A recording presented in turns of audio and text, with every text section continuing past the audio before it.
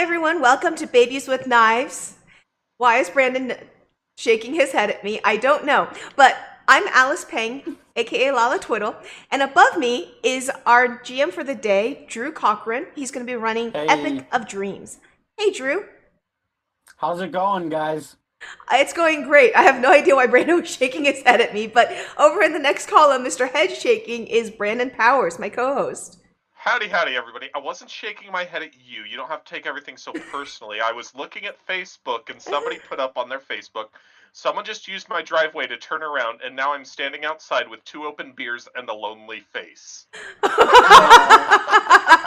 See? oh, I was oh. smiling and I'm like, oh man. Well, That's the Robbins. below Brandon is our what illustrious? I will say illustrious Paul Malco, I'll who take is it. creator of Union City Heroes. Hey guys, it's great to be back. I'm looking forward to reprising the character Gan and seeing what happens in this Epic of Dreams. Awesome. Well, let's get going. Drew, you want to take us away? Sure thing. So, to begin, I always ask the question, how much experience does the group have? Because we have a group We have experience three.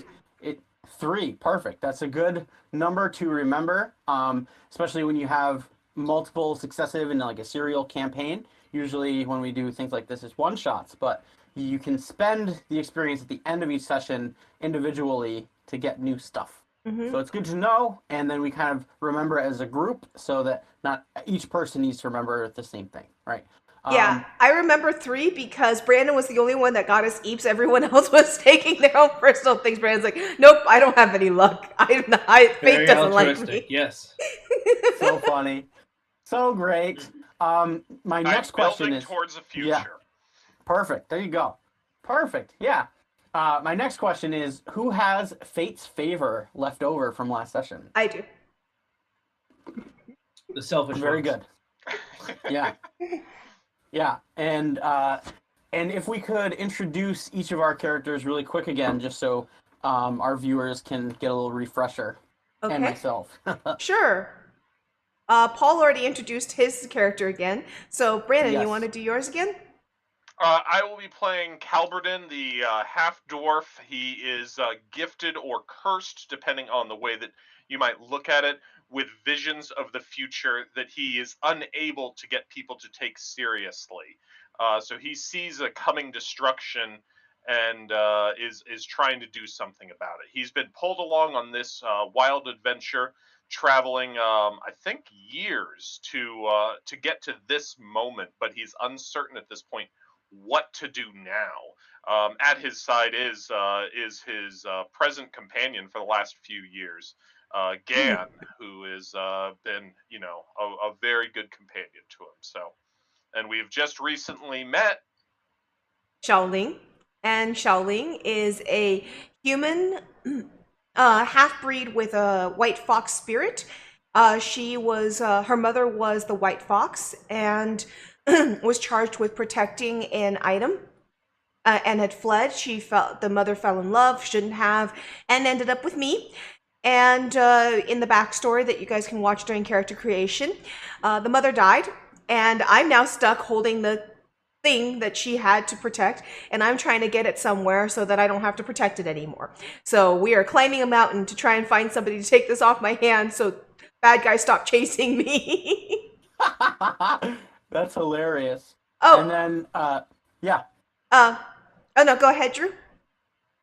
Well, I was gonna just do a refresher with Gan again, but yeah, if you have more to add, please do. Yep. No, I was actually gonna say, and I'd just like to throw it back to Gan anyways and make him talk Yeah. more because Gan is currently piled full of makeup on his face. I'd like to remind everyone because Yep. he borrowed my makeup while I was away, and he's got rouge and lipstick, and so I think we should get a good image of his character right now. Gan Kristen has his long red hair, kind of in tatters around his shoulders, but he's looking fairly smashing in this new makeup that he's gotten his hands on from his new friend Xiaoling. Because when there's nothing to do, why not pretty yourself up? It never hurts. and he's gone above and beyond to keep them out of the hands of these dark riders, and is just as desperate as anyone to get to the top of the mountain and discover what all this has been about all this time. He's got a sword and a shield, though he prefers to find a quicker way out. Awesome. As well as this, I have a little special surprise. I'm visiting my parents right now, and I have the actual dragon that is possessing Gan in the Awesome. canon. Yeah.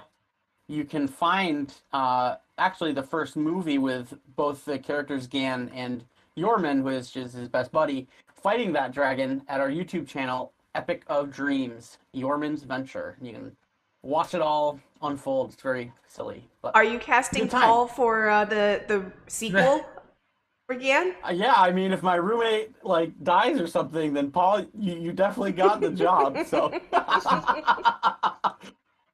sounds good. So Cheers. my final question before we begin is, what happened last session, my friends? Brandon, you want to take that or should I?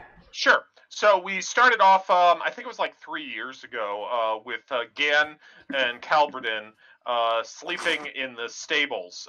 Calberdin awoke to a vision of something that he had to do, and the two of them set off on a long journey to the east. We then cut over to a scene where Xiaoling was fleeing from some dark riders. She was able to get away from them using shapeshifter hijinks. And Gan and Calberdin and her all met up. She was very dismissive of us, said we're way too loud and we're going to cause lots of trouble. And therefore, trouble ensued. She's half right. She needs to get up the mountain that we're really nearby. We know these riders are hunting us in the local area. We've dealt with some local kids who wanted to act like toughs.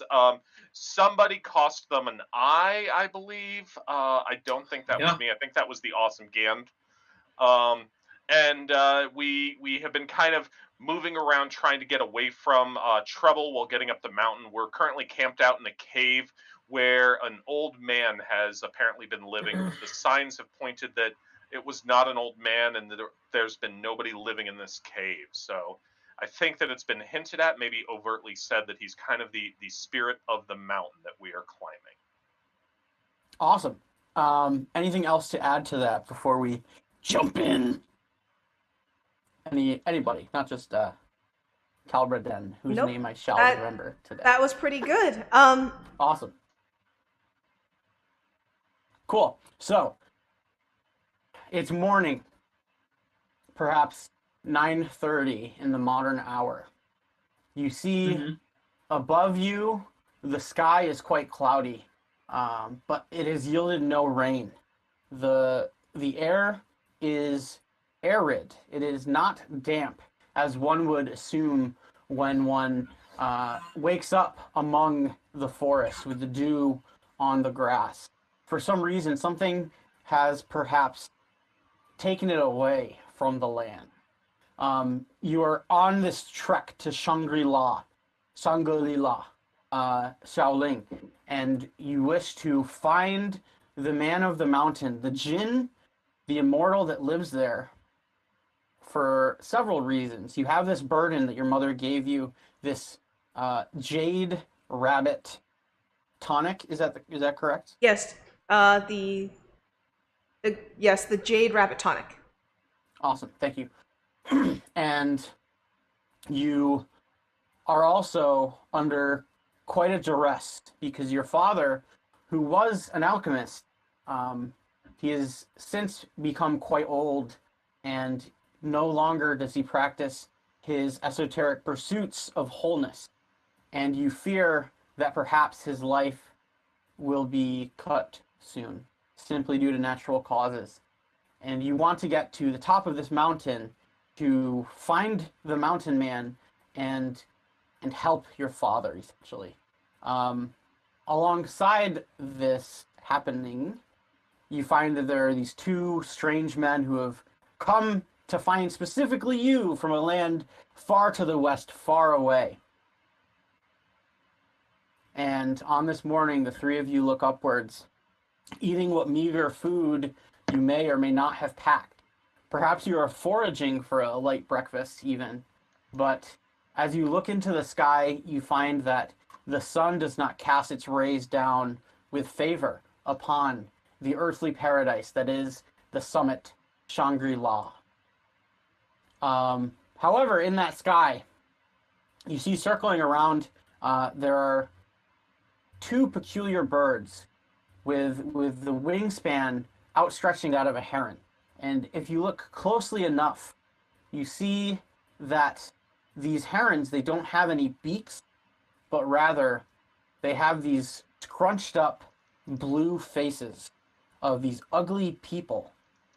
And you see them circling around the sky with these glaring eyes looking down, scanning back and forth. Okay. Quick question. Yeah. Before we get to that point, the was there anything else that with the genie and with the djinn that the old man that we're borrowing the cave from with Brandon, or was that the last scene that we dealt with? So yeah, he left early in the morning when Calberden met him. Or that was midnight, right? So you had he said that he had to see the birds, and then he left you as you sort of stumbled upon him. So yeah, now it is the crack of morning. Perfect. So we can say that we're going to back up the hours a bit. So we'll say it's like 6:30, 7 o'clock in modern hours. But yeah, describe to me. So that's what you see on this day, this dewless morning without these rays of the sun. And you see that there are these weird birds in the sky. You all awake. The ball is in your court, my friends. And then we'll cycle around to your first soliloquies as we come to a good moment. Sure. Okay. The morning is upon us all. Come on. If we are to get up this mountain, it does not get shorter as the day goes on. We should start. Okay. Just a little breakfast first. I'm a little sleepy. You will walk lighter with less food in your belly to weigh you down. Okay. I drag myself up and start moving. Gan gazes up at the circling birds and says, Governor, I fear I drank more than I expected last night. Do you see those? Well, I'd like to call them birds, but I'm afraid they may be figments of my imagination. Perhaps a dragon playing a trick on me. I'm not sure. They're up there and they search for something. I wonder if they have something to do with the dark riders of the apocalypse that follow Shaoling. But they do Birds? have blue faces. Birds? I look up. That's a lot of birds. I turn into a little rabbit. Sure. Yep. And then do you dart off telling them anything, or you just No, I jump out? in. No, I jump into Calberden's backpack. Oh, that's really good. Cool. And do you say anything to him, or you just No, hang I out just, now? I turn into a little rabbit, a little scared, and bounce into his backpack with all my, Oh, stuff okay. all inside me. Cool. At that okay, point. very cool. So I looked up at the birds, got freaked out. All my stuff shrank into me. I polymorphed into rabbit, jumped into his bag, yeah, and now I'm like I'm pawing at his back, perfect. and then pulling the top of the bag over my head. Awesome. Xiao Ju follows you. So now, Calberden, you have two little animals in your bag. I guess some of us have a heavier load than others, and some will have well-rested feet. Let's go, Gan. Do you guys still have Says, your donkey? Did you guys lose that last time? I think that we still do have the donkey. We still have the donkey. Yeah, Cool. Awesome. Sorry again to cut you off. donkey and the horse, right? Or Yeah. did we? Yeah. We'll So say Gan that says, we got him. well, that's one way of traveling light, I suppose. And we'll start up the mountain and say, do you expect those birds are the human eating kind of birds, Governor? Look up at them. Do I get any sort of feeling off of them? Okay, so you have the intrinsic of seeing spirits. So you look up, you see that they kind of have these blue faces. You definitely tell these are not mundane birds, first off. There's probably about 4 of them sort of circling around like these large vultures, essentially. And eventually, you're still in the shade of the forest at this point, but you find that as they circle around, they start to open their mouths, and these little like ugly green tadpole like creatures start to float out, like, and they disperse and they start to rain down like little droplets. And you can see that from each of these birds, there's perhaps waves of them, and in each wave, there's perhaps 5 or 7 of these little tadpole spirits. Yeah. I'm too scared to go back to sleep now. I'm too scared to take a nap. So I'm just basically burying myself in his stuff to hide as best I can. So, Calvin, that's what you see as you gaze up. And you can also tell that the tadpole spirits are perhaps hidden to mortal eyes. You get that vibe simply because you've dealt with seeing ghosts and all these things. It's normal for you, and you've had that experience before where you see something, the other guy don't. I don't think that they are going to be good for us. I fear that they come riding the wave of the oncoming darkness that will swallow this world lest we finish our missions. Well, that's kind of motivation. Yeah. So you hear from the path. I would assume that you're sort of going towards the path now. Is that correct? Up the mountain, or are you in the forest still? Where you lead, I follow. Calvin. Looking at the mountain, is there any way that we can kind of try and figure out a good path up that is not going to be using those main roads? You kind of look I'm around. not opposed to climbing. Yeah. You see that it is almost at least near the bottom tier of this thing. So let's say it kind of goes up at a slope that's kind of like this, right? And then at the top, you see that there are these kind of just... These mountains are different from what you are used to in the West in that they are carved out and they're weathered such that they have like steeper angles, right?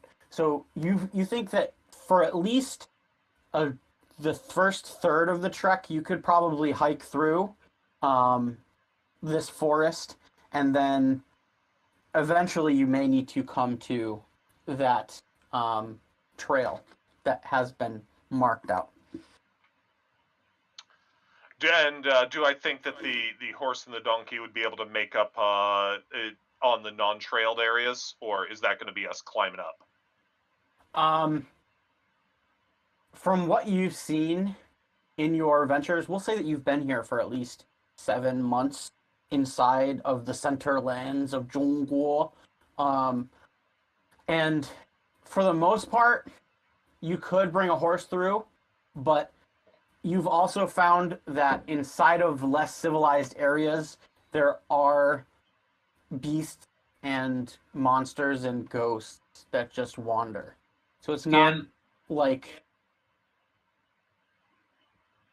Gan will remind Calverdin of a meal they had not too long ago since coming to this strange new continent, and say, Master, remember that fake cookie I got? It said there's only one path up the mountain. He says, handing him the little slip of paper he got inside his dessert.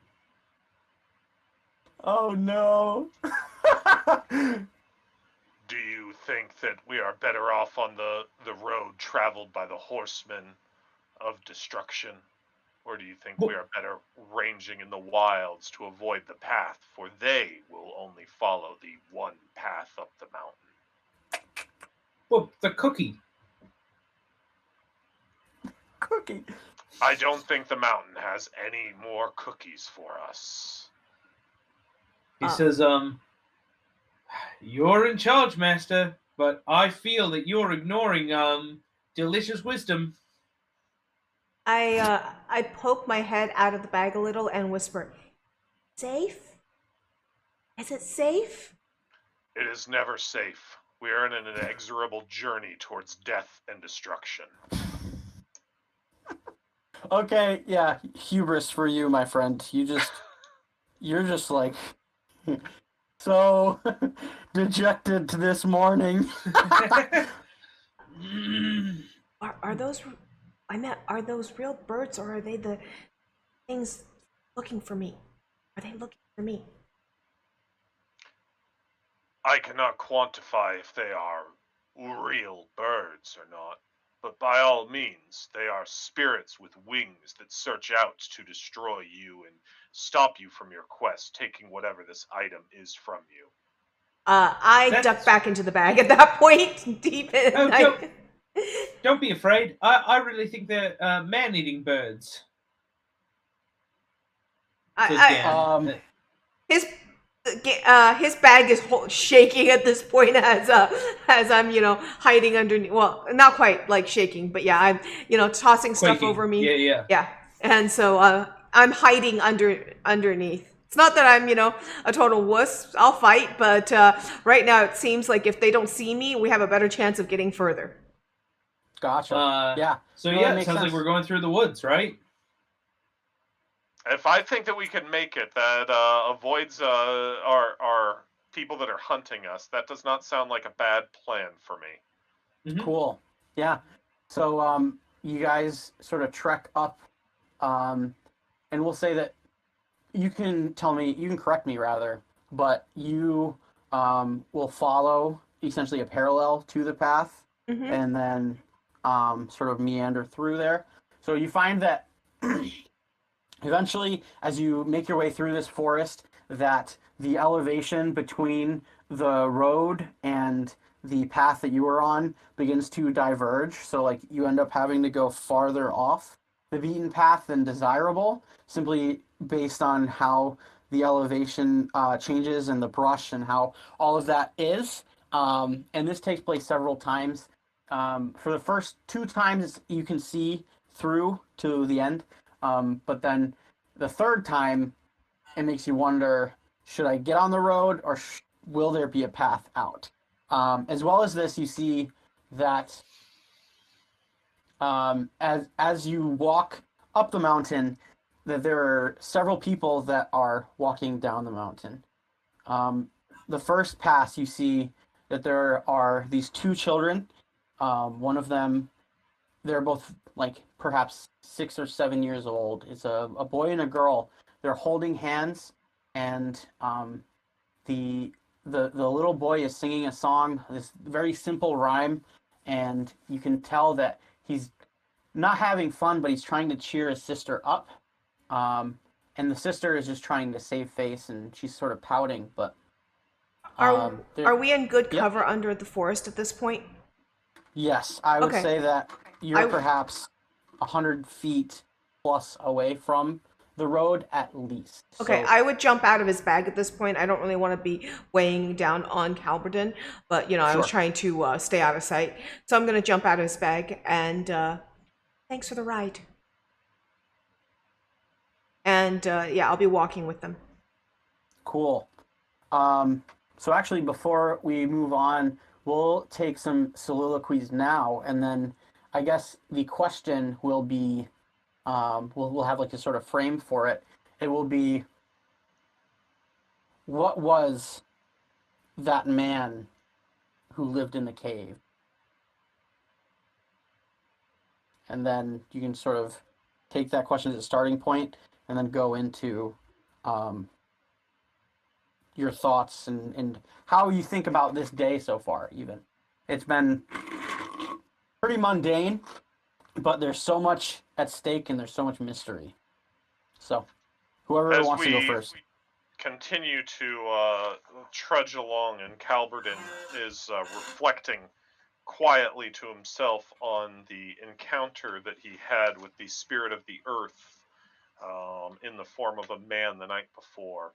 He kind of, turns his thoughts towards a supplication to the individual in hopes that it will protect them as they journey up the mountain with these three riders that have been hounding poor Xiaoling, giving her lots of trouble and are obviously very bad news. That we witnessed them um, beating on or injuring the beggar and such, and so he knows that they have nothing good in mind, and the visions that he gave were of bad nature on them. And now we have these birds that have some sort of soul magic that they will uh, drain upon the land in hopes of bringing about their dark futures.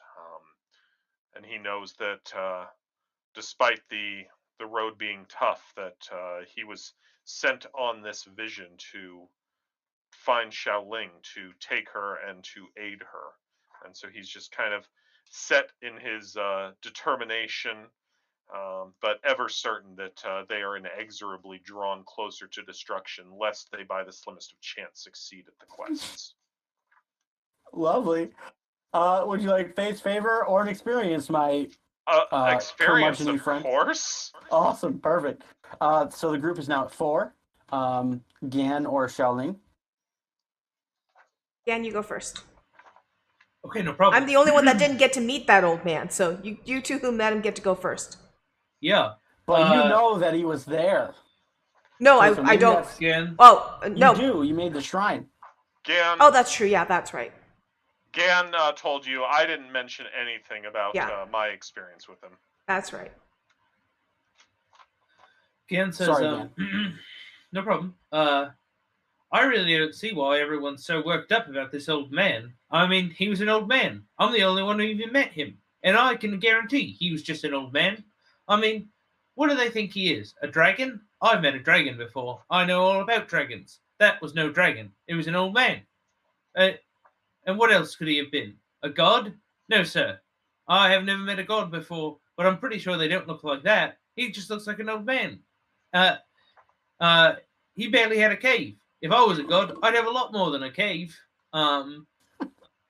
Ipso facto, old man equals old man. I don't understand the calculus that has people so concerned over the vagaries of an old man. After all, he was living in a cave in the woods. What kind of sensible person does that? Why would you listen to a person like that? And to make it worse, he gave up that cave without so much of as you like it. That leaves even less to be respected or thought about. This kind of concern for the old man is really beyond me, especially with blue-faced birds in the sky. Them's what eats men. I've heard tale that one of those birds can eat 3 or 4 men. Frankly, that should be our number one concern in these troubling times. Awesome. You have face favor, so you'll get an experience point for the group. Thank you very much. Come on, that just means that you didn't find a way to burn your fate's favor fast enough, man. Yeah. What's up with that? Xiaoling. So, I'm thinking, well, I might have just lost the last chance that I had to speak with the old man of the mountain. But maybe, if we get up to the top, maybe there's another, maybe we'll find something, or maybe he will grace us for the journey that we took. But it might have been my last chance to meet him, and it might have been, this whole trip might be a total waste now. And I'm really worried that basically I'm never going to escape my fate of being eaten by those creatures or just that I'm going to basically lose this fight. Big tier. You have face favor. Yep. So So we get you an get an XP. experience point. We're up to 6 But XP, guys. I'm also going to give you hubris for that because it was very sad. It was very so what? now you Oh, have- sad. Okay. there's Yeah. yeah. I already had hubris. So. Okay, yeah. So now you are sort of still trekking up this mountain, and for some reason, the mountain man of last night, whatever he is, whatever he may be, is sort of plaguing your thoughts. Especially as you trek through this forest, you find that it almost looks like a home. It looks like, even though you see on the path that there's some old bones of perhaps maybe a yak. That's exactly what I like to keep in my home. Yeah. That there is this sort of hidden orderliness of this place. And you could see why people all over hail Shangri-La as the earthly paradise. As you step up and you keep walking, you see that there is another person walking down the mountain. You see a man who is very skinny with very dirty clothes, and he's sort of cursing to himself under his breath. You can barely hear the words, but you can see the look on his face because he's carrying on his back with his arms outstretched behind him this diseased pig that is likewise very skinny. And from this man, he almost trips over a couple times, and you're perhaps 200 to 300 feet away from the path at this point, meters, or we could go with meters. And it's just very strange. Why would these people be coming down from this holy place where there is a village so disheveled? Yeah. And these people are all coming down along the path, right? Yep. I don't really want to go. I'm going to head over that way. Okay, I'm going to stay in cover, and I'm gonna follow him, but I'm not gonna break cover because I know that basically I'm the one that could cause all this to fail. So I'm going to stay under cover. You're in the bag, right? No, Nope. she I got him got back. out. Sorry.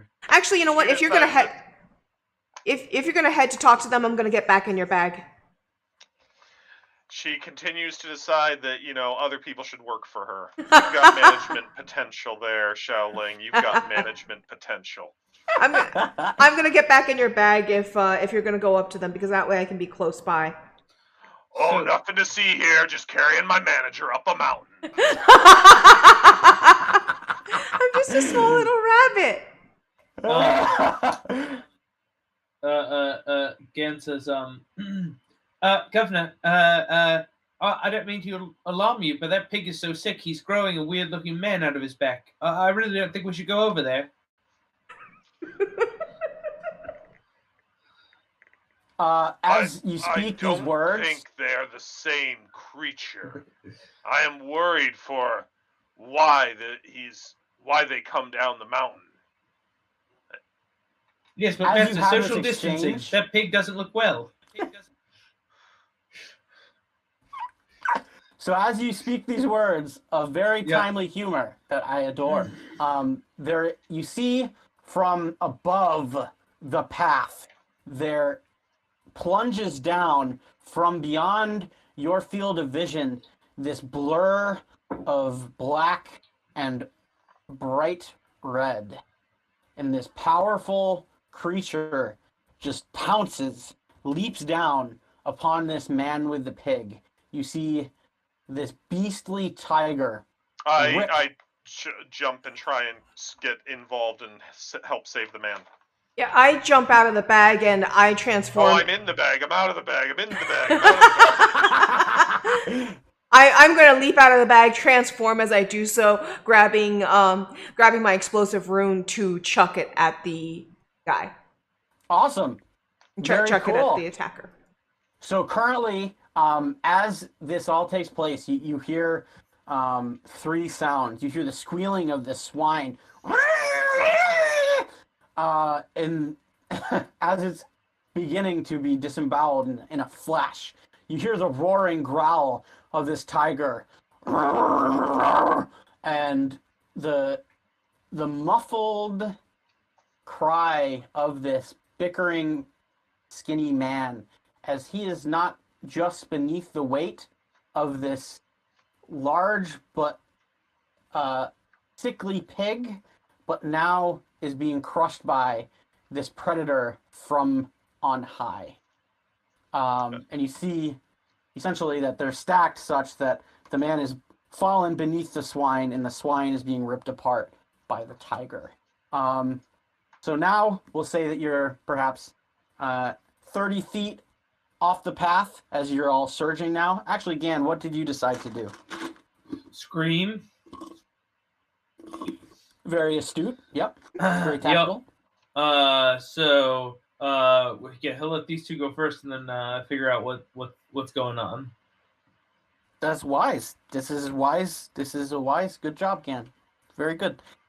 You'll do well in warfare. Yeah. So you make your way to the path and you hear the man crying out, "Help! Help! Curse me, gods! Take my soul!" And yeah, you get closer. The swine begins to expire. I'm throwing my script out at the tiger at the predator as quickly as I can to try and basically fend it off. Moving to try and basically tackle the thing off, just because I've got an ideal: the strong defend the weak. Yeah, awesome. So you throw. Well, we'll do a ritual check for that. So you have the thing there. What's your measure of power, Xiaoling? My measure of power, it'll be either 1 or 2. I think it's going to be 2. Yeah, my mop is 2, but I have a reach of 3. But okay, so your measure of power is 2 then, because it's your reach divided by half, rounded up. So then you have a choice to infuse 2 vigor into this rune as you cast it at the tiger. I will do so. Okay, so I'll send out that piece of paper, and awesome. it gets carried on the wind. So awesome. I love it. We'll take your first ritual check. So give me that whenever you're ready, and we will see what happens. 16. 16. Awesome. I chose 18, and the tiger's magic defense was 6, so you totally hit. And well, that's for the first one. And now we have the second ritual check to determine the manifestation. But before that, if you want to give any more details as to what goes through your head as you cast this thing out, or the movements you make, or where you are positioning the thing to land around this. Yeah, they're all on top of each other.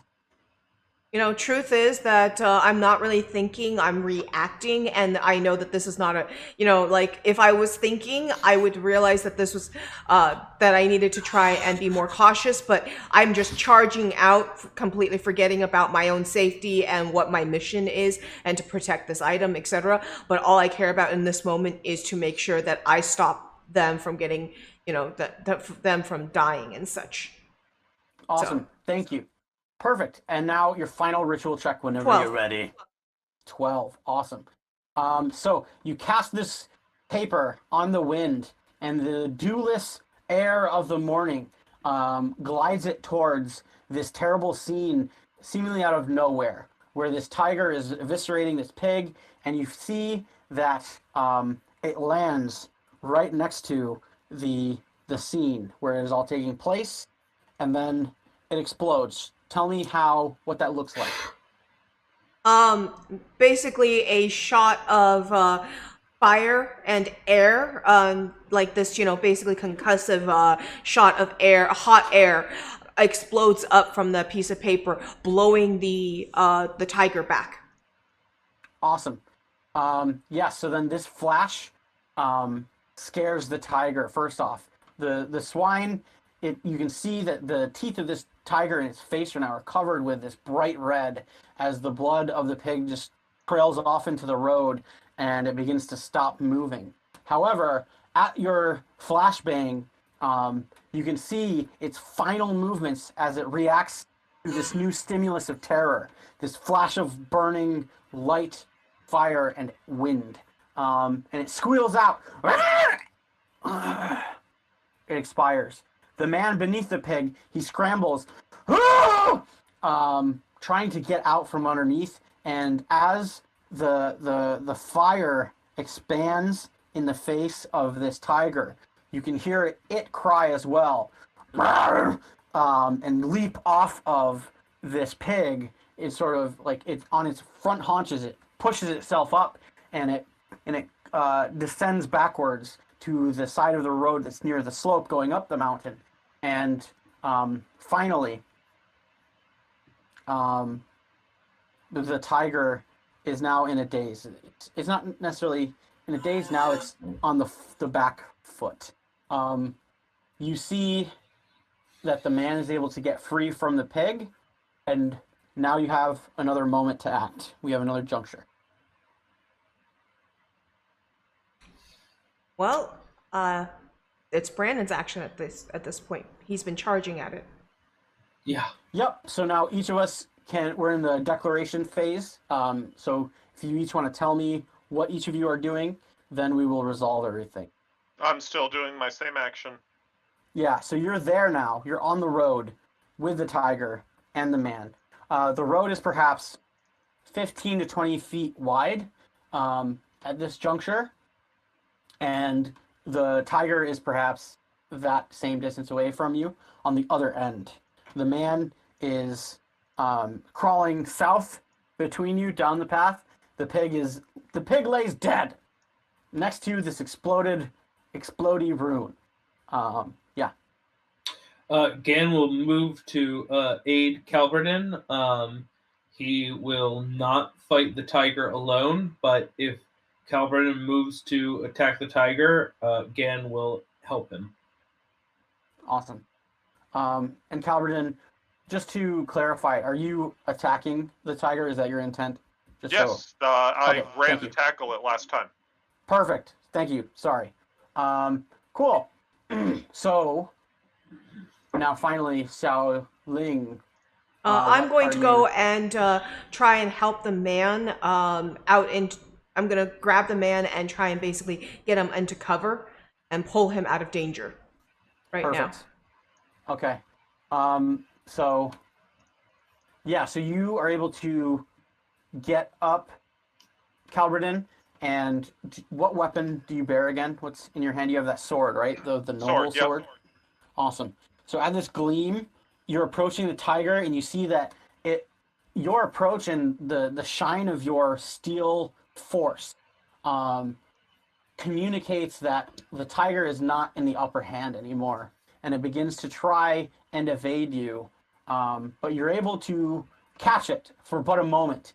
Give me your swiping strike, and tell me how you do it. Like, give me the juicy deets, my man. If it is trying to get away, I quickly lunge after it to try and lay a strike down on it. When animals start learning to attack people, that's no good. And this tiger's hunting grounds is between two villages that are fairly close together. So yep. I'm thinking about all the people, and that we have to put an end to this threat. You get ardor. Good job. You have ardor now. I love it. So good. So what does ardor and hubris do again? So hubris, you can spend it for any dodge check that is the same as a saving throw. So you can spend hubris if you are getting attacked to get an extra chance at evading that attack. Same with a magical spell. Same with a falter check, which is akin to a fortitude save. You can spend ardor to boost on any circle check that you make. So if you're making a skill check, how much of a boost? You can boost. So the boost always lets you get a second chance at what you're doing. So you get two circle checks. Oh, right, you get to call two numbers and they each get their reach. Yeah, okay. Mm-hmm. Yep. However, when you're attacking, instead of giving you the second circle, you double your damage. Okay. And reach always reaches up, right? Not. Yes. Clockwise, yeah. Yes. Okay. Yep. Cool. Alright, so I will go ahead and call 16. So I believe with non focus skills, that's a reach of 2 for us. So 16 to 18, Yep. right? Yes, sir. Awesome. And now I think that is the final circle because nobody was attacking other than yourself. So now you find that the bite of your blade catches it, and you're able to cut the hamstring of its back paw as it tries to recoil against you. You see that almost like a snake, the tiger's form coils itself. You see, it's harder to describe, but you see that like its spine at one end, you see that its front haunches are placed towards you, even as it is climbing away from you for that moment. And you see the glare of its red teeth and the spittle and the grime that spreads up across its face. And then its back haunches that are close to you with its tail that is perhaps even brushing the side of your leg as you swipe down with your righteous fury. You're able to cleave through and strike it in the hamstring. And now Okay. you see the spittle of its own blood sort of trail off from you. I'll And go it ahead and use that growls. ardor for the extra damage. Awesome. Yeah. So you cut so deep that you see the white of its bone, and at this creature howls in adrenal anger. How dare you smite me, prey? And now you see that the tiger, it begins to lose even whatever higher faculties that it had prior. That where it thought in a limited sense before, now there is only pain and there is one way out for it. Right. All right, so Xiaoling, as you go, you prop this man up. What do you say to him? I prop him up against a tree and I say, stay here. And I leave him there. You should have let it eat me. He calls out to you in this like, it's hard to tell if he's drunk or not. He's so smelly, but like his words are kind of slurred. You wonder what the heck. Yeah, so then Gan, you're able to make it to the roadside. Now, if each of you can tell me your decision again. Decide. Continuing We'll the same. go- If it Yep. looks like the tiger is not giving up on Calverton, so I need to go help Calverton with the tiger. Awesome. So you're going to attack it. Sure. Okay. Now, As long Xiaoling, as Calverton is in, you're in melee with it still, right? Yes. Yes, so yeah, the circle big of time. war right now is placed on Calverton and the tiger. So Yeah. So Xiaoling, I come running hiya. in with the 20. Oh, one sec. We got to get through the decisions of I'm everybody, sorry. and then Yep, we do of the course. rolls. All good. No worries. It's been a little bit. I'm just excited. So, Xiaoling, yeah, me too, dude. Oh my god. Xiaoling. Yes. So you leave the man there. You turn around. What do you intend to do? I intend to go and back up my two friends. If the tiger looks like it, I'm basically going to ready a warding light. And if the tiger looks like it's going to pounce on either of them, I'm going to ward the person that it's trying to pound on. Awesome. Very good. Now, Calverton, what is your intent? Continue attacking the tiger. Perfect. We need to end this threat. Sounds good. So first, we will actually say that Gan approaches the circle. So we will resolve his role after Xiaoling. So first, Xiaoling, you can spend up to 2 vigor again. Right now, I believe you have 3 left at this juncture. I'm waiting to react at the moment. So basically, unless the tiger looks like it is going to be pouncing on the two of them, I'm not going to activate. but I'm holding my action and ready to activate, if that makes sense. Cool, yeah. But in order to prepare the spell, Okay. you would do that, and Burning then my 2 you vigor. would cast it. Yep. Burning my 2 vigor. So we'll take your first circle check right meow whenever you're ready. Let's go with 1. 1, all right. Describe to me how you sort of infuse your rune with the might of heaven. So I take my script, I pull it up to the sky, and I draw in the sky, and you can basically see like a beam of light. Looks like basically the ray of the sun, maybe. But it doesn't look. It looks a little off, but it looks like you could gleam that. But the ray of the sun hits the piece of paper, and the entire piece of paper basically glows for a second, and then I poise it to throw. Awesome. As you look up to the sky, you actually see something. You notice that at the very summit of this mountain, that where it is cloudy across the entirety of the sky, it breaks for but a moment. And there strikes down one gleaming lightning bolt. You also notice that trailing up to the sky, there is signs of black smoke. Okay. Yep. So give me your final circle check. 13. 13. Awesome. Very cool. You just had a dire blow. So you have a miraculous effect when you do cast this. Okay. Good and job! So how I'm going to cast it is I'm going to basically run up behind Calberden, and I'm going to smack it right onto the back of his head. And so the piece of paper will hang off the back of his head. Or So Gan. great. If Gan's the one being attacked, I'll do it on Gan. Okay, cool. All right. Gan, Yeah. we'll have your roll for your attack. Right meow. Hit me. Boom. Natural and describe 20. where you're going to attack. Yeah. Natural 20. No. Every time. Gan will leap in and try to get around the tiger and try to hack off its tail. Okay. Yep. So And that's his now plan. give me your check whenever you're ready. That'll be underhand, which will reach a 2. Underhand. Cool. Yep. 14, and underhand is 14. 2. So that's 14 to 16. Awesome. Now, Calberden, give me your circle for your attack. Also, where are you attacking? Describe that to me. I am going to try and continue the lunge into a stab, get it between the ribs to try and bring this beast down. Sure.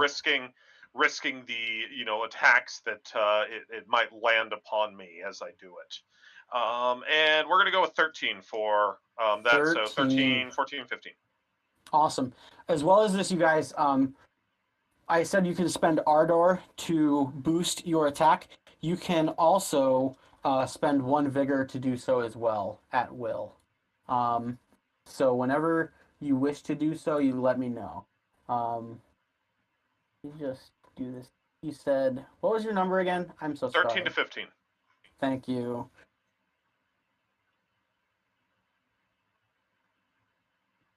Wow, Google, though. Coming in clutch. Awesome. So, they have GM's keeping himself honest by rolling a digital die roller. Yeah, it's fun. It's great. So, yeah. That's very interesting, my friends. Uh-oh. Yeah, what happens?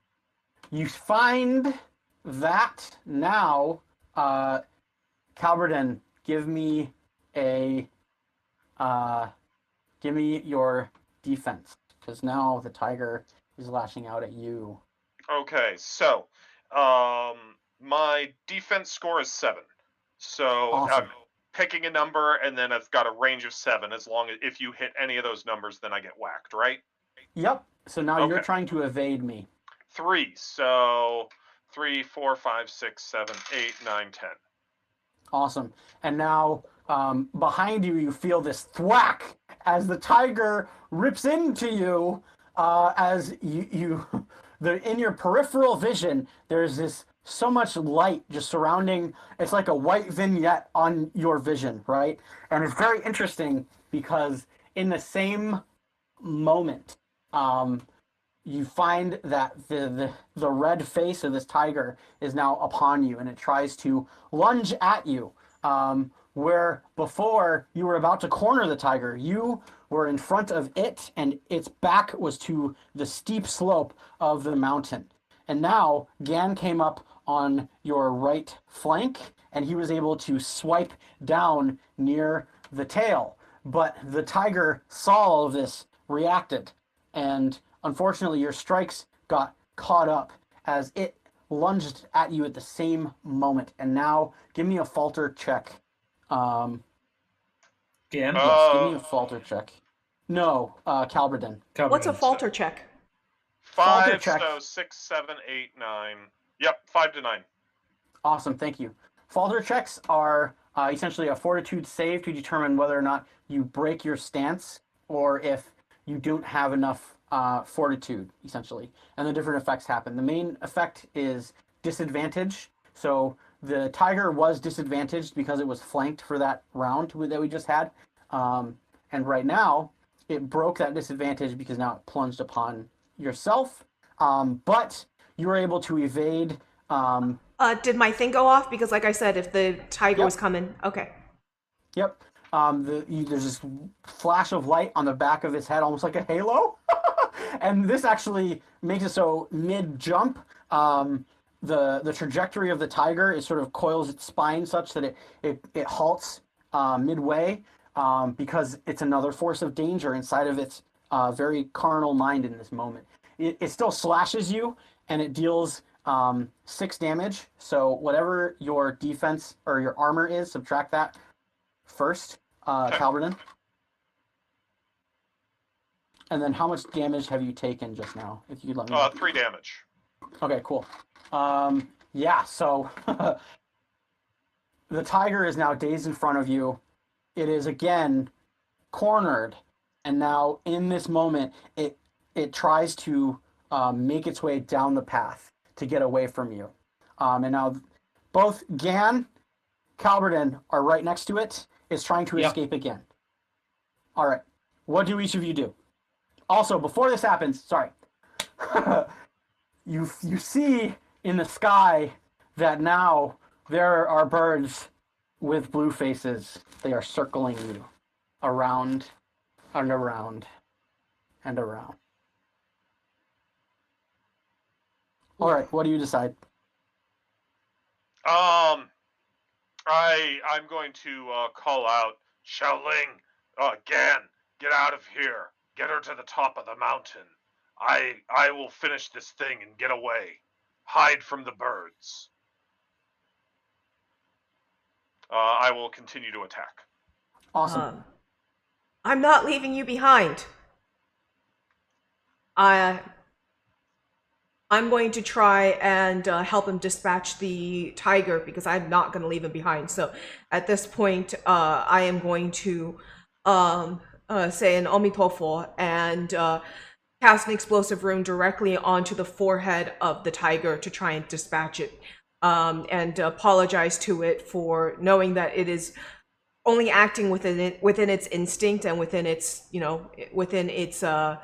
nature, but and I apologize for my actions, but we have a greater good to worry about right now.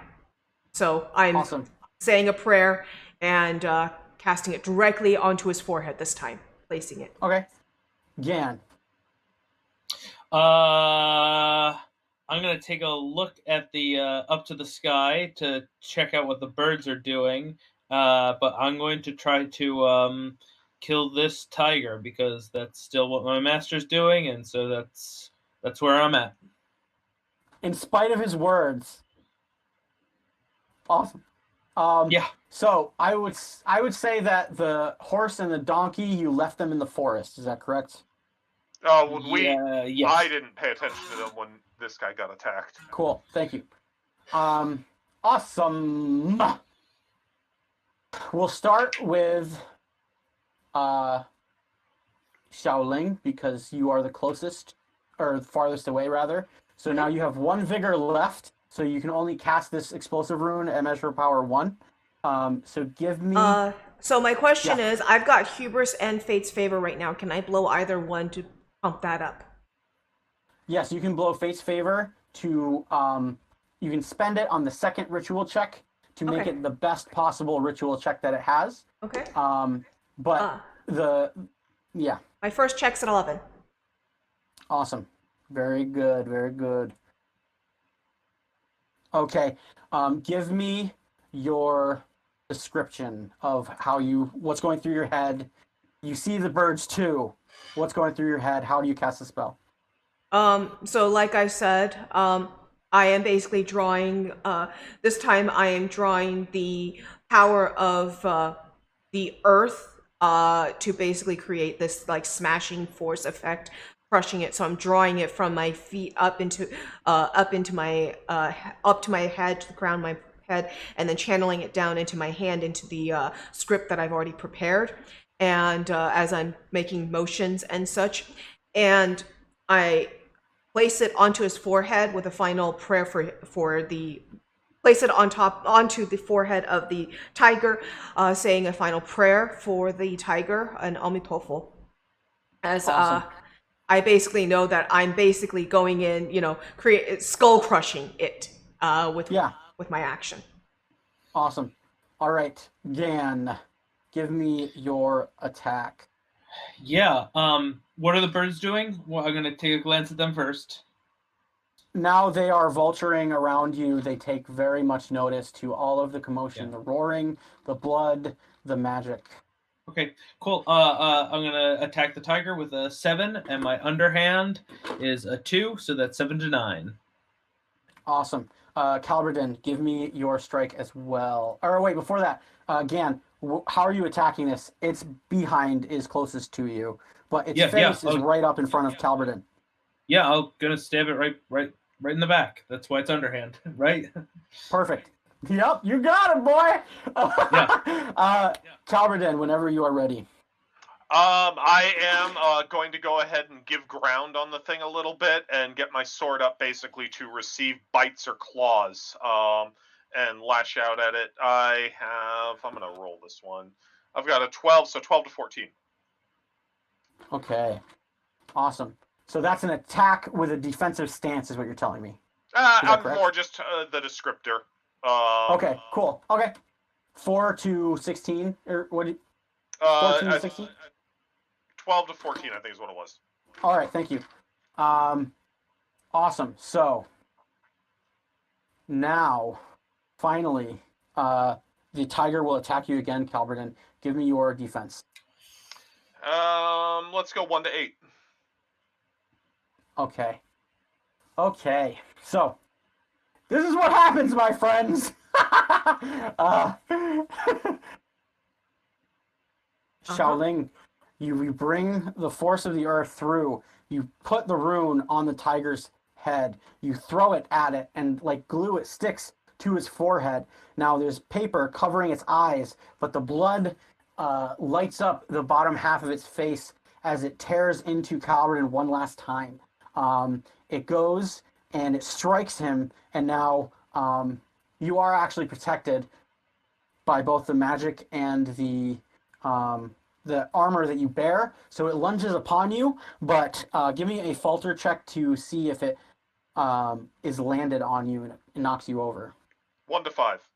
1 to 5. Okay, yeah. So it pounces on you, and now you're on top of it. Gan, you come down, and you are able to strike it. And what is your weapon again? Sword. Sword. Awesome. Yeah, you're able to sort of come down, and you see, a moment of terror as you. Yeah, sorry. Okay, cool. Oh, sorry. Yep. Mm-hmm. So you're able to come down and really get it between where you expect the liver to be, and then in this moment, the spell, and you spent face favor for this ritual, right? That's correct. Yes, I did. Okay, cool. Yep. So finally, it's as if, and this is an explosion rune? Is that correct? Yes, Darling? this is my explosion room. Explosions Okay. right all over me. Explosive room. Yeah, so now it explodes, and very unceremoniously, the tiger's face just is gone. There is no head to be found, but it is also right next to Calverden. Calverden, you're going to take 3 damage from this. Give me another falter check. I'd We'll like go 1 to to 5 again. actually on him taking damage. I'd like to. Is there a way You cut to out a see little bit it there. Yeah, I'm having trouble hearing you. for You- before Brandon takes that damage? Is there any way? Basically, we can scene edit because I already intended on giving up something big here, and I think that I'd like to see if I can interrupt that damage. Basically. You exploded tiger skull all over me. Now I need to deal with shrapnel of its Okay. skull. Let's Okay. go. Yeah, Sure, it's that's kind of fine. a consequence. That's But fine. your magic is shielding him as well, so he's not taking the full amount that he would otherwise, just so you Okay. know. Yep. But yeah, 3 damage to the face, no armor there. Sorry, friend. And now I believe you're wounded right now, Calverden, is that correct? I've got 1 vigor left. If you're doing 3 damage to my face, that'll bring me to -2.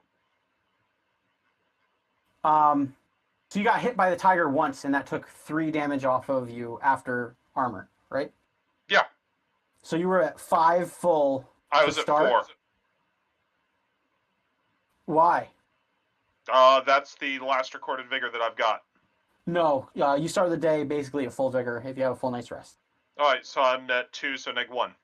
Yes. So now you have a wound, and now essentially, you didn't have eyebrows before, so this is perhaps not as cosmetically damaging as before, but you have these chunks of tiger skull shrapnel biting through your cheeks, and one is just lodged in your forehead like a piece of glass. Just, but it's over.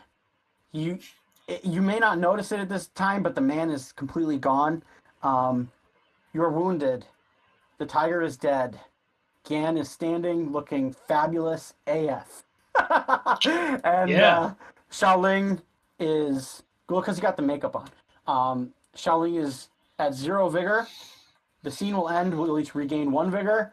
Tell me what's happening, you guys. What do you do? Tiger has exploded. Yeah, at this point, actually, Xiao is going to be leaving me until further notice. Xiao is going to go escort the spirit of the pig and the spirit of the tiger to the bridge, Sounds good. to the Mengpo's bridge. And Xiao is going to tell me that he's going to do that, or actually, I'm more, the two of us are in agreement on this. So Perfect. he's going to escort them to the land of the dead and then come back to me. Which How for long however does how that long that's usually going to take. take? It usually your takes a estimation? day or so, a day or Okay, two. sounds good. That is responsible. Good job. Awesome. So now, Calverden, you got this face full of tiger skull. You're laying on the ground, so much blood all over you. You see, actually, up in the sky, you notice these overcast clouds. They're almost like, it's not as, let's say, dramatic, but it feels like these clouds are sort of circling around the mountaintop in this spiral. They're definitely not, but it feels like that. And you also see that what is circling around are these demon birds. And you see that these tadpoles are falling down almost like rain. It's not like there's a plethora of them, but there's a handful, and they're just kind of worming their way down the sky and meeting you. You feel pain in your face. Just what do you do? What do you guys do? You see your friend. He's barely. Yeah. Okay, so I've got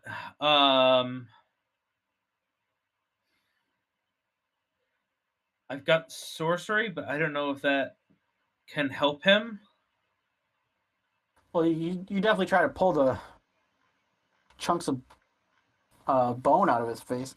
Um, Your 100%, sorcery spell. Yeah. The rituals are fire breathing and serpent sense, so I don't think either of those. I can breathe fire Not on in your his wheelhouse face. at this point. Cauterize. Yeah. Yeah. Water is associated with healing, and so I'm wondering if I can modify my summon river to provide him to heal him. That is something I that you call could out for the do if farmer you- we saved and say, "You I heard there! you Quickly ditched help him!" Yeah, What? again, you look to the edge of the road where he was placed by Xiaoling, and you see that he's nowhere to be found. He's gone, buggered off. Jerkosaurus Rex. All right. Jerkosaurus Rex. Yes. Okay, yep. Also, Xiaoling, you know that if you were to rest enough and then take enough time to alter one of your river runes, that you could apply it in a way that could help him, but it would be a stretch. It would take like perhaps half a day for you to figure it out, essentially. Okay. Yes. Calverton, what's going on in your head? You got all these things, and so much is happening, my dude. Tell me about it. Well, I knew this would happen, but it is our job to aid and ensure that civilization can continue on. These two Yeah. that I travel with, though, they are unwilling to put aside the needs of the moment for that greater good of them getting up, and these birds will hound us because of it. Their worms burrow into us, unseen, to plant a seed of darkness. Yeah. Good. Ow! Ow! I love it. Yeah. What's going on? It's all in your court. You tell me to play. I am, by all means, just there kind of huffing and puffing and, bleeding from where the tiger bit me and, trying to pull pieces of skull out of my face. Yeah. Gan says, "Master, don't worry. I can cover this up. I've got the makeup kit. No one will notice a thing." I'm going to Before, I didn't figure this would make me any prettier. Gan, help me get him into cover. I think I might be able to help him with some time. Yeah. Okay. Let's try to get him back to where the horses are.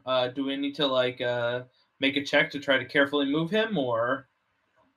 I mean, he can stand up just fine. All of the damage is on his face. It's just that it's like, you know how when you have a fever I didn't know or a how deep these migraine? wounds were, and head wounds obviously are nothing to mess around with. So okay. It's only a little exploded skull. All right. Yeah, so there's 2 chunks on either side of his cheek, and then there's one in his forehead, and it's just stuck. Like, yeah, and these are like cranial plate shards, essentially. Okay, so you guys move to take him off of the road there, and as you do this, you find that the tadpole spirits, Calverton, well, actually, all of you can see them because you all have different spiritual capacities. They, as soon as they come down, they notice you, and then they begin to go back up just as silently as they came. And then they gather and they go away, and you don't know where they went. Okay. Oh, so they fly off into the distance, or? Mm-hmm. We don't know Something where like they that. went. Uh-oh. Yeah. Okay. Okay, well, at this point, my concentration is trying to is on helping him, helping Halberden, and modifying, and I am willing to siphon a bit of my immortality into this ritual if needed. Awesome. Yeah. So, right now you know that what you need is time, and perhaps you don't have that time. Both of you very much need rest in this moment. He still has this wound. As you look it over, we'll say that you start to pull the chunks out. Calvin, you don't feel anything up here.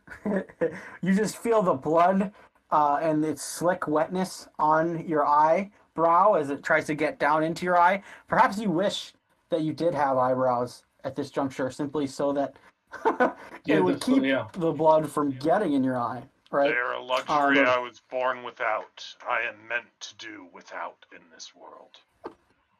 And then likewise, as you end up sort of dislodging these chunks from your face, you find that the most pain is actually in where it disrupts your teeth, especially on your left side. That chunk, as you pull it back, you see that you don't see, but you feel a lot. There's a lot of pain because the All tooth the is just feelings. completely dislodged and fractured. So you have a fractured tooth, and you're in a lot of pain. You've been through things before. This wound is not as bad as it could have been, you gather. This is not a severe wound. But it is going to affect your sensory abilities because all of the pain is in your head. Okay? Cool. And you're able to dress it up. However, as you get back into the forest, you find that both, at least the horse is nowhere to be found.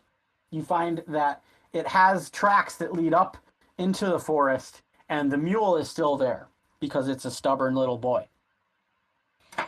However, that scene has ended with the tiger, so now each of you regain 1 vigor for rest. That's on top of the vigor because I thought you just said we regained a vigor a minute ago. I was clarifying, so if you already regain it, Same then vigor, you get the same 1 back. Yep. Yes, so now you wonder what is taking place up the mountain, and if you have enough time to bide your time, or if the not. forces of the Dark Riders will find you first. Calperdon. Oh, sorry. Once Calperdon. we have bandaged this, we need to move. I was just about to ask if you're okay to move. I will make do as best as I can. I'll bandage him up. Okay, yeah. So you find that it's probably best if you sort of almost mummy him. Mm-hmm.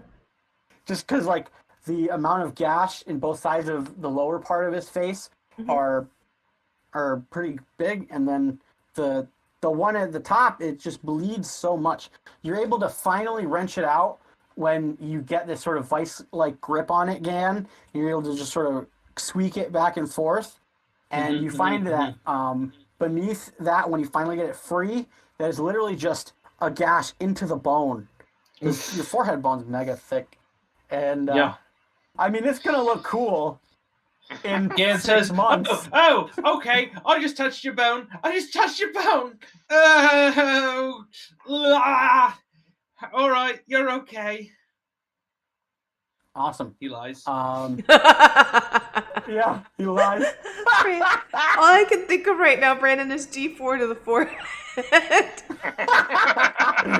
Yeah, that's hilarious. So,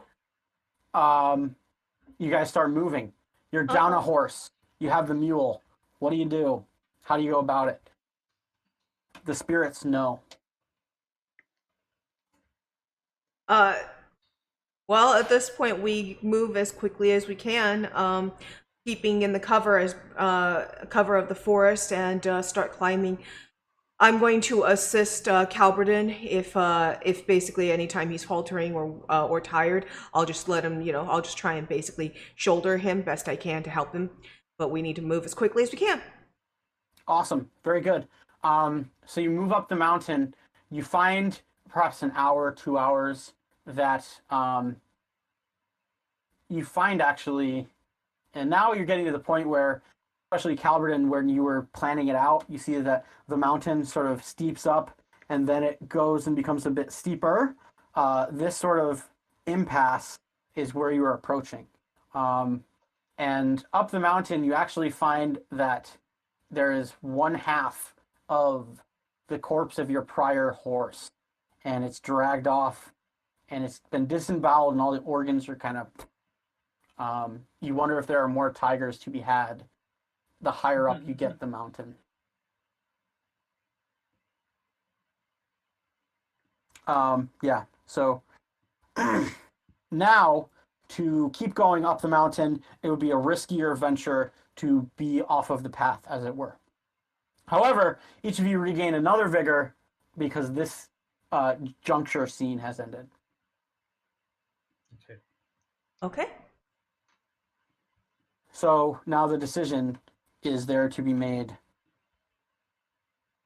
Will you go on the path Nope, or we're go up staying the in the very forest. steep cliffs? Steep cliffs. Okay. We're gonna start climbing. All right. So as you start climbing again, you start to see that the cover of the trees is starting to break in different areas as there are more bluffs and stony covered places. I'm going to Yep. shapeshift into Fox, and I'll be bouncing up along the cliffs and basically trying to map out a path for us. And so I'll go ahead a little bit, then come back down, and get them and help them up a section where it's easier. And basically, go forward, come back, go forward, come back, and keep trying to basically find us the easiest path for them to come up, because foxes Awesome. are able to travel that kind of terrain much more easily. Yeah. So we'll say that you are skilled in that. So you'll get full reach for this while you're in rabbit form. Just give me a check for that. Fox form, you mean? Yes. Sorry. 9. 9? Awesome. So you're able to plot out a path pretty well. You find that it does get very thin, and there's some parts where they have to almost jump and leap and climb up vertically, and you're able to venture through pretty well. However, the birds in the sky, it's almost as if they've caught your scent. It's almost as if they don't need to see you anymore, but they trail around you still.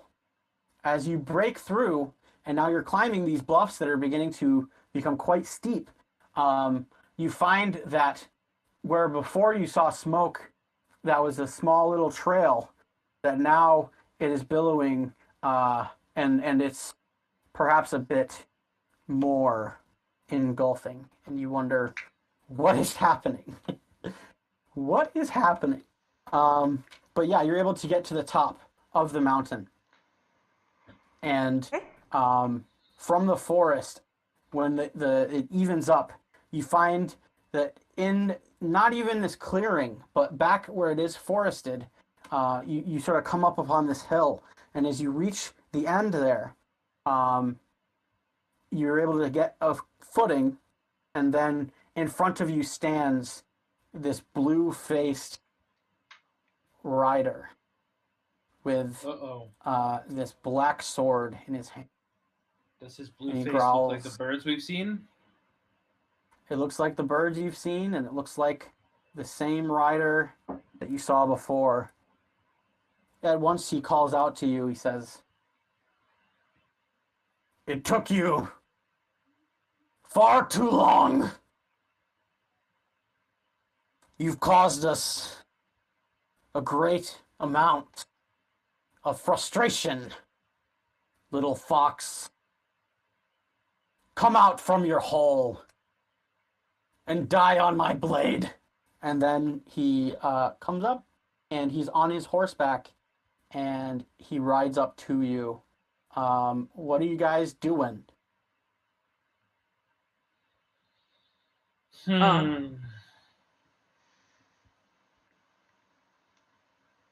What does he look like? He looks like a blue ogre, and he has armor on, and he has a spear sword. Yep, and it's got a black blade on it. He has this horse, and it's got these bright glowing eyes. Otherwise, it looks somewhat mundane, even though the coloration of the horse is quite dark. And you can see that coming out and going into him, these teardrop spirits are going back and forth. Alright. Well, I guess So the three of you are there right now. The circle of war hasn't been placed, except it's around him himself.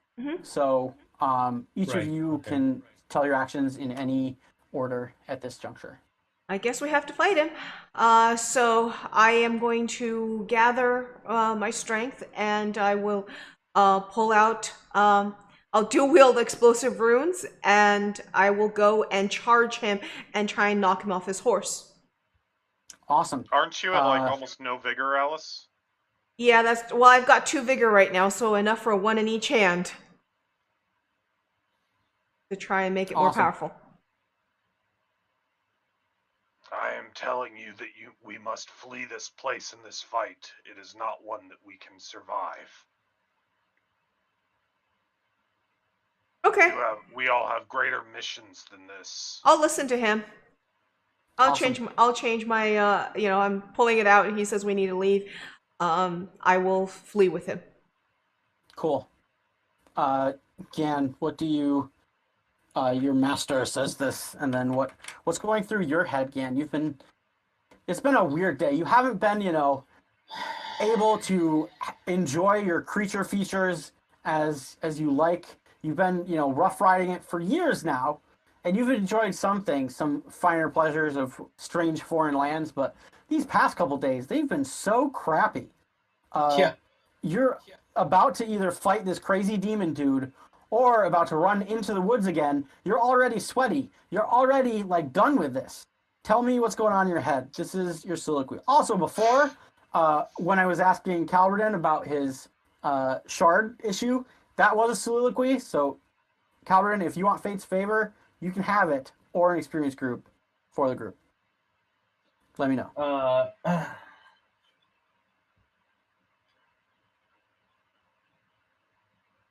Do you want Calverdin to choose first, or do you want me to just go for it? So I just need to know what Calvin wanted to do with the soliloquy we gave him before at the end of the Tiger. You there, Brandon? Whether it's Fate's favor, I always go XP. Okay, so we're at 5 XP. Mm-hmm. And now, Gan, No. give me your soliloquy. No, No, we're at we 7. were at 6. We're at 7 now. Yeah, we're at 7 Yeah. XP now. Oh, thank you. My mistake. This Yep. is why we have group. Yes, Somebody XP. will not remember correctly. We all remembered the 6. We all yep. Perfect. So Gan says, bugger and piss.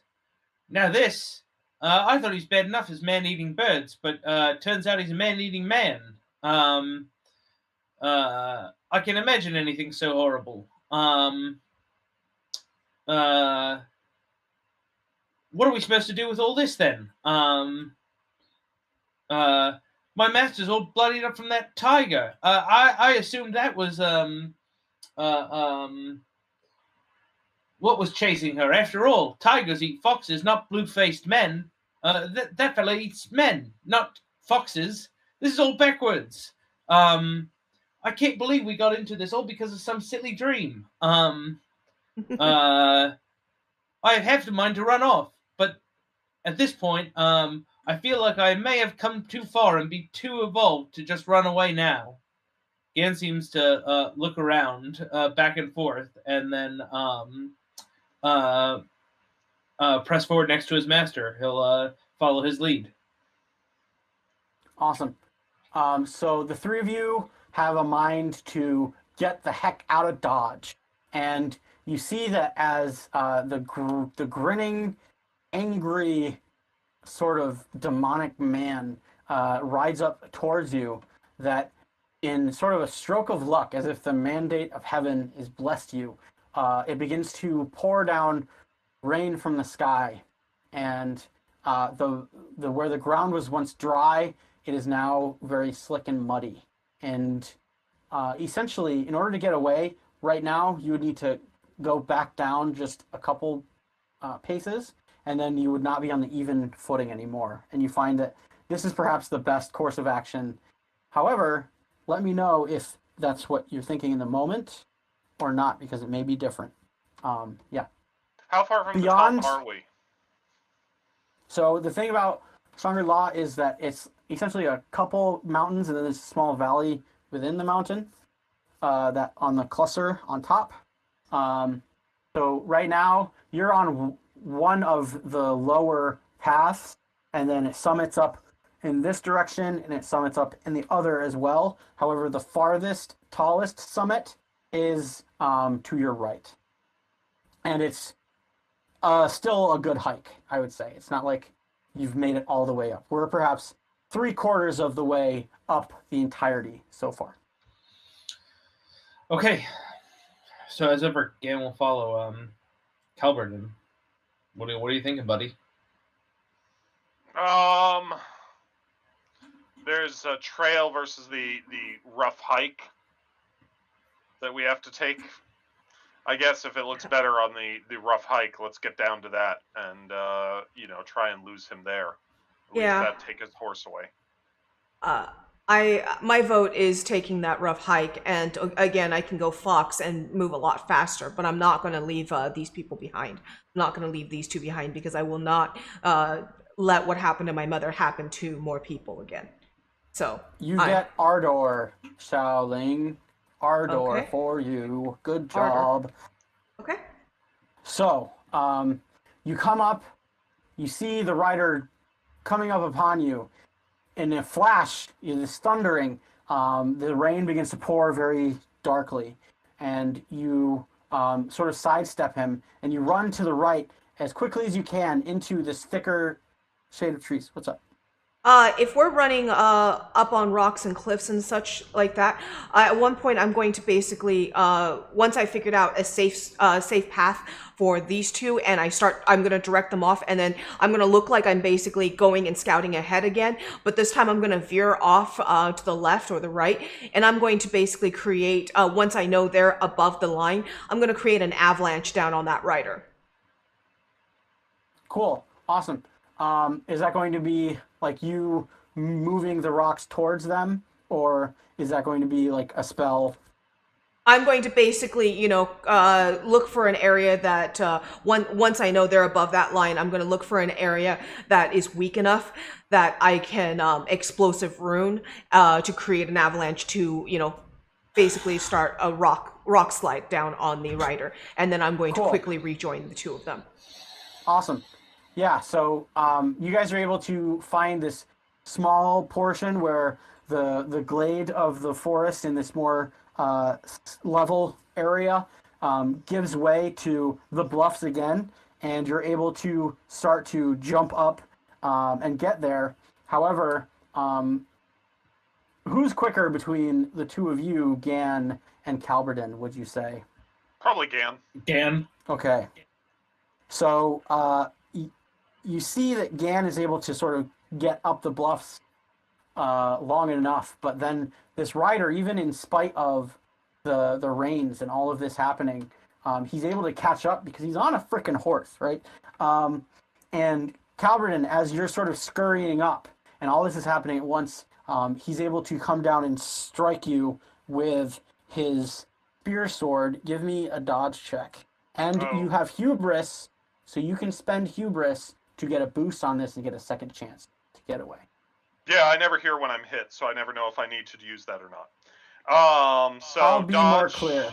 Let's go ahead and go with 1, which will take me 1 to 8. Awesome. And then I would say you probably want to use it. Hint, hint, nudge, nudge. Okay. I'll go 15, so 16, 17, 18, 19, 20, 15 to 2. Awesome. So you're able to get away from this demon rider just by the scruff of the cut of your jib, right? Gan, you see that your master is getting attacked again, and he's already had a bad day. You've had a bad day, and then you don't want that to happen again, because, what if you got to pull something else out of something else? It's not going to be a good time. But you're just pulling him up, and now the three of you are on top of this rock, scurrying away as the rain comes down. If he's below us or behind us, the rider. Yep. Pretty close by. Like, can I breathe fire on him after we scramble up this rock? Yeah, I would say that you have the time to do that, and also at this time is when we're going to do the avalanche, because all those things are starting to line up. So yeah, give me. So you have a measure of power of 1. So give me your first fire breathing check. You can spend 1 vigor on it. I will spend a vigor on it, and I choose 12. Awesome. And my what's my reach for spellcasting? Is it 2? Sorcery 2? Yep. So, what is it? So 12 to 14. Awesome. Now, if you can give me the describe what's happening in your mind as Oh, sure. you're pulling. As Gan Yeah. pulls up the rock and the rider comes like running up right behind us, like he's pulls up on the reins of his horse, because like obviously he can't ride up this stone we just scrambled up. He's gonna go around and try to cut us off. In that moment, Gan opens his mouth and this dragon fire comes pouring out down onto this blue-faced rider and his horse. Awesome. Give me the final check here for the ritual. The final check. Okay. I'll go 1 through 3. Very well, very well. You find that as you erupt this flame out of your mouth, that that it takes place, but inside of your psyche, you find that the ghost of the dragon that gives you this power, its blood coursing through your veins, is quite unhappy with you. It sort of rebukes you, like, how dare you summon me for an act so cowardly? And you get this sense of just shame and like pure anger attacking your brain as you erupt this power from you. You're able to spread a light as the fire burns, and it doesn't just simply go out because of the rain that's coming down. This is dragon fire, and you're able to catch the rider on fire, and he starts cursing at you in these strange tongues that you've never heard before, both the tongue of the land and perhaps this language of this other world. And you wonder if you made the right move. Part of you know that you're able to get away and you're able to hurt those who wish to hurt you and yours, but then the eyes of this demon man, they sort of bore into your soul, perhaps cutting deeper than the dragon spirit that is chiding you, as if like, I'm gonna find you and you're gonna pay for this. That kind of an aura cuts into you. And then give me a check, Xiaoling, for this avalanche. Okay. 4. Wow. So I didn't know how well this was gonna go, but you crit. So I rolled a 4, and now you have a dire blow. So you tell me how this goes down. How does this happen? What happens? Like I said, the avalanche. I created an avalanche right over the rider, and it starts to, the rocks start to fall and tumble, and it starts to beat down on this rider and his horse, and hopefully smash him and drive him down. Awesome. Yeah, so all of that takes place. These rocks, they come down and smash. They catch the horse by the leg. He falls off of it. They catch him on top. You see this gigantic rock plunge on top of his head, and you hear, after the rubble settles and the rain sort of solidifies it into this mucky mass, that there's this voice that emits from beneath the pile, and it says, "I am not a mortal man, that I should die by things like these." And then you hear as he expires. So yeah, you're able to get away. Do you recoup? Do you talk about what just happened, or are you just so rushed that you head into the forest? What do you say to each other?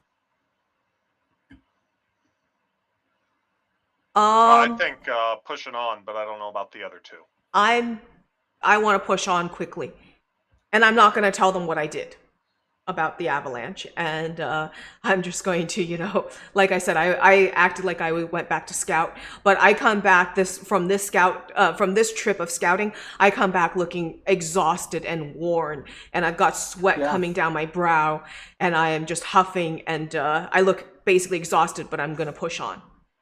Totally. Because I had to spend 2 vigor on that to create an avalanche. So I'm back to 0. You did good. Awesome.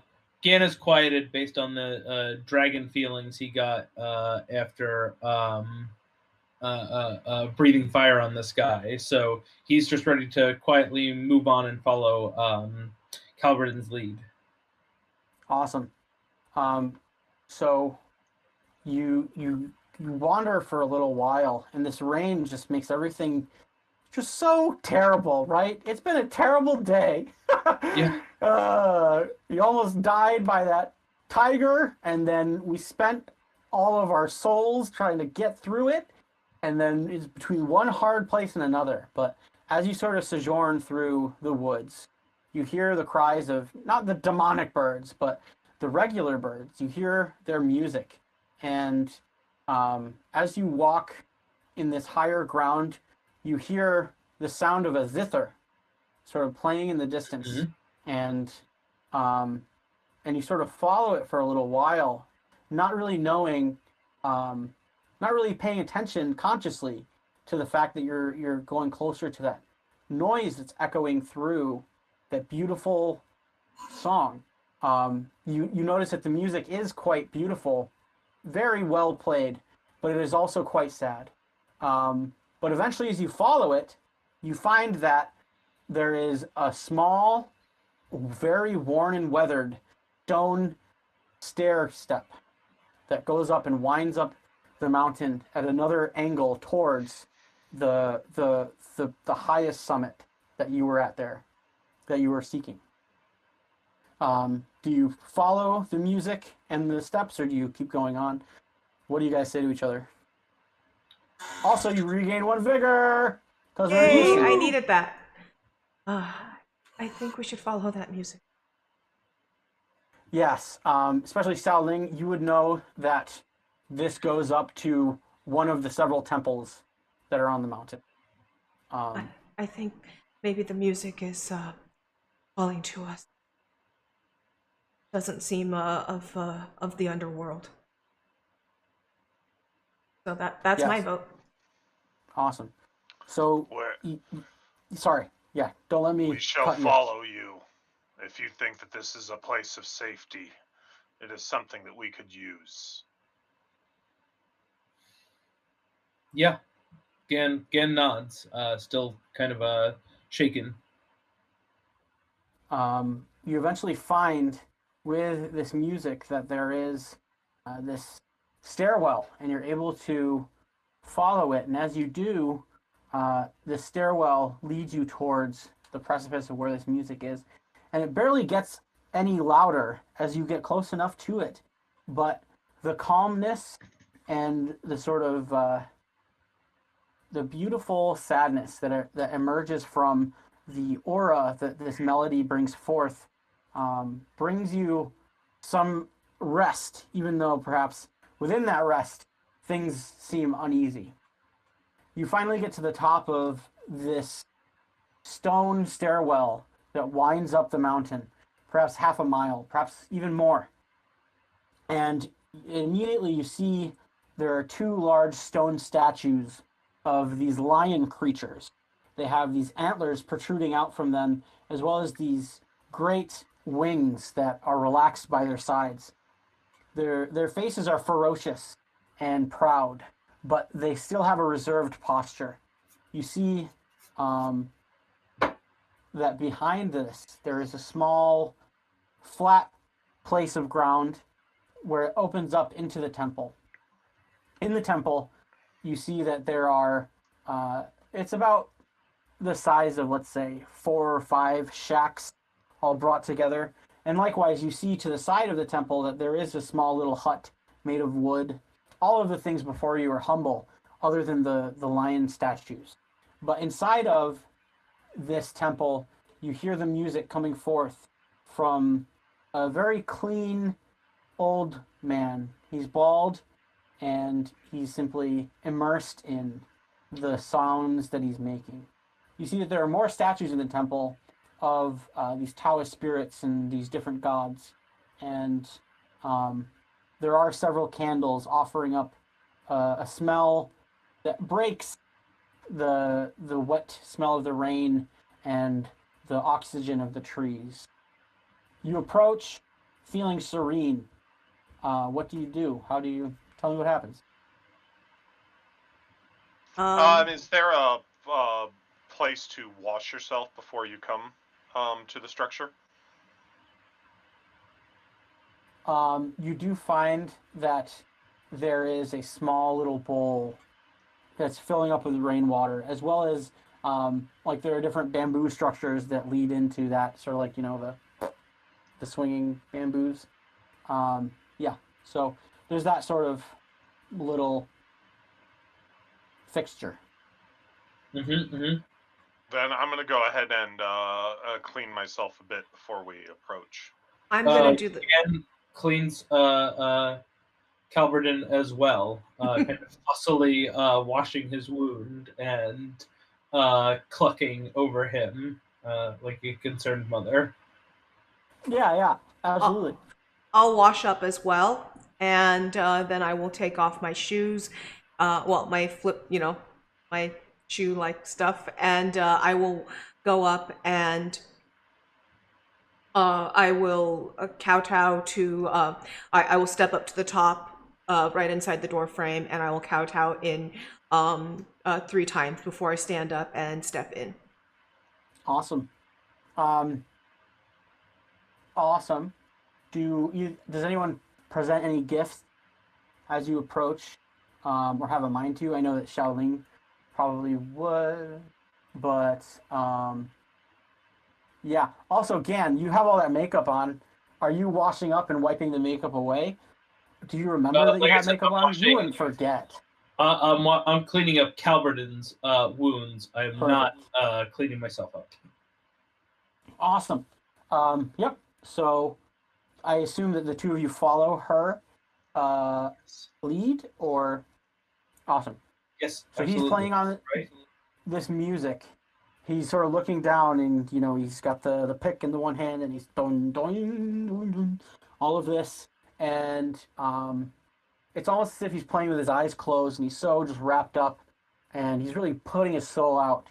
And then he finally opens his eyes, and he sees that you're there. And without a beat, he just keeps playing for at least 2-3 minutes, and you can hear the crescendo of his songs start to wind down.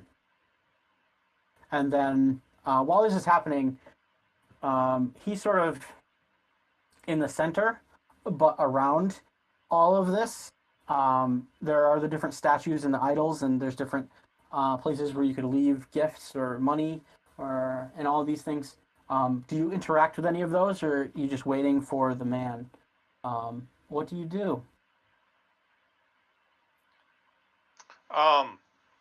Definitely wait for him and pay some attention to the outside world.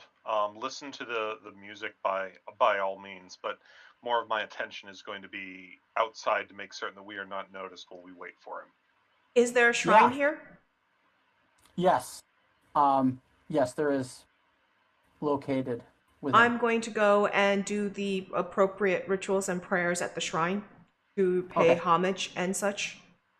Awesome. Yeah. You go up to the idol, you see that there are a lot of prayer flags that are around it, as well as, monies and different inscribed letters and all of these things. And you sort of add yours to the pot. What are you thinking as you go through this prayer? And what do you pray? Also, this is a soliloquy for you, Sheldon. Well, the prayer that I give is actually one of just showing my respect, not so much asking for anything. Sure. But certainly on my mind, it's, I'm hoping that I'm hoping that we're close to the end of our journey. Hope that whatever Calverdin's talking about us stopping the end of the world is, is going to happen. But and that's in the back of my mind. But I'm trying to focus on paying my respect to the location and to those that tend here and the gods that this is consecrated to. Awesome. Would you like Faith's favor or an experience point for the group? At this point, I'd like to Fate's favor, please. Very well, you have it. Thank you. The two of you see that she's paying these respects in a sort of elongated manner. Calverdin, you notice something very awesome. Well, maybe not awesome, but something very different. The teardrop tadpole spirits that have been following you, as you have come behind the bounds of where the lion statues lay, You see that they do not follow you past those statues. They stop there and they sort of wait. Cool. Yeah. And finally, the man finishes his song on the zither, and he goes to, he bows to each of you, and he says, "Hello, travelers. You seem to have come from a very far land." If I may, as soon as he's done, Gan applauds and takes out a silver piece or a bronze piece, like something perhaps too insultingly small, and like will look around and like drop it in a bowl, like in a teacup, some like anywhere. He's like, here you go, very, very nice, very nice. Perhaps something a little more upbeat next time. He sort of giggles to himself at your just very weird appearance and Mhm. and how you talk even. Yeah. He sort of gives you a nod. He says, "Thank you." What does he look like? He is bald. He has some darker, sort of bronze skin. He is well fed, and he's not necessarily like chubby in any regard, but you can tell that he takes care of himself very much, and that he is not wanting. Um, and he has this complexion where he's quite stern, but he also has this jolliness about him. Yep. And he's wearing an orange robe. Okay. I will pay my respects to him as the keeper of this temple, and I will say, we have been on a pilgrimage for a long time. My friend Calberton says that by getting me here, we will succeed. Hmm. What is it that you seek? And then I assume that as you speak the name of your friend Calverton, you also sort of motion to him. Yep. Yep. So then the monk's focus turns towards you, Calverton. He says, "What is it that which you seek, my friend?" I am uncertain. I know of the coming waste that will ride upon our world and grind it to dust. Hmm. I know that I look over at her, Xiaoling. I was given a vision of her and her import long ago, but now that I have found her, I wander once again in the dark, aware of the oncoming doom, but at this time uncertain how to stop it. I am lost upon a sea of uncertainty. Is this why you shroud your face? I have been wounded coming up the mountain. There's a plague of exploding-faced tigers. His eyes widen, and he says, "Well, you're lucky. Perhaps." Hmm. What problems are on the mountain? We have seen many villagers fleeing this place. Shangri-La is a. Yeah. Even Sorry. when rescued, they will not stop to speak with us. I cannot say for certain. It seems that within the past 2 days, all of the harmony of this place has gone to be challenged. Since the fire started below, Yes, it is. Damn that mysterious fire!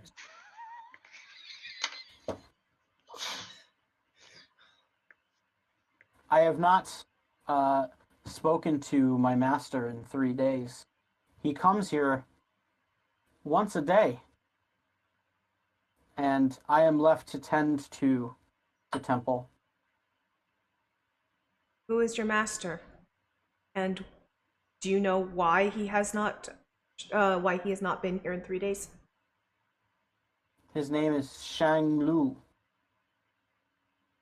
and I cannot tell you why, but it is upsetting, for he has never not met me once in all of the decades that I have served him.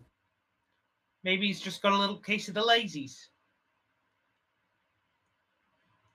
And he sort of laughs, just again taken aback by your strangeness, but then also sort of gathering that, like, it makes sense that you would say something like that, and perhaps he thinks that you have a lack of discipline, but he doesn't show it on his face and judge you in any way. But he says, perhaps so, my friend. You three, especially you two, and he points to Gan and Xiaoling, he says, you have some things attached to you. They were able to come through our gate.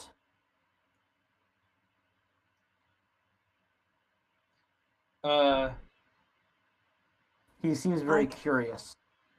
I come seeking answers. I was gifted. I was charged to protect something, and I believe that I may find answers as to a better way of protecting what I was charged with here. What comes after me, it has been seeking my family since I can remember.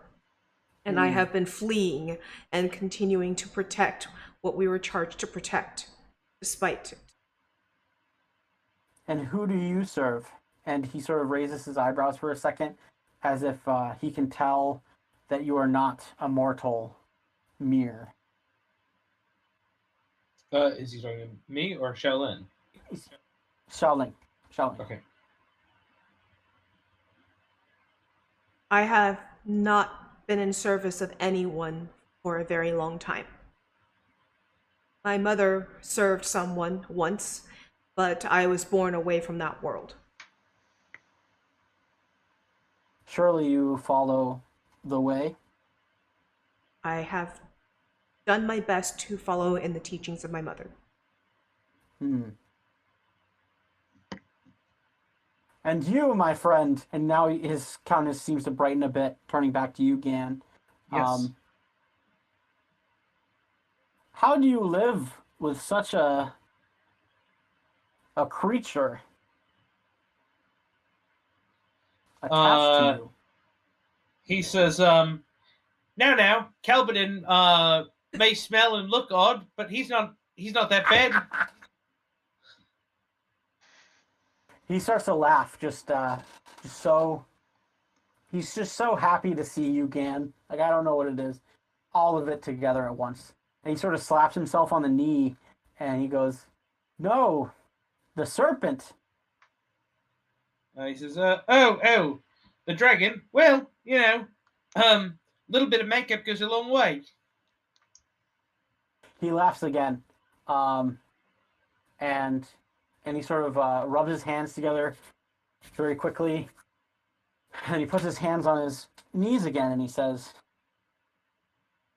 I think you three brought all of this terrible stuff to the mountain. But it is all right, for I think you will be the ones to undo this. Come. I have what is left of the food that my master brings me. Let us eat together. What do you say? Yeah, Gan is, of course, good to do that. He's happy to go eat somebody else's food. Yeah, I am grateful for your hospitality. I will go. He bows. And then he sort of puts his zither pick inside of his robe. He tucks it away, and then he gets up, and you find that he's a lot taller than it seems he should be when he's sitting in his Indian stance. And you think that this monk is probably like freaking 6.5 feet tall. Yeah. And then he bows to each of you with that smile on his his old but young face, right?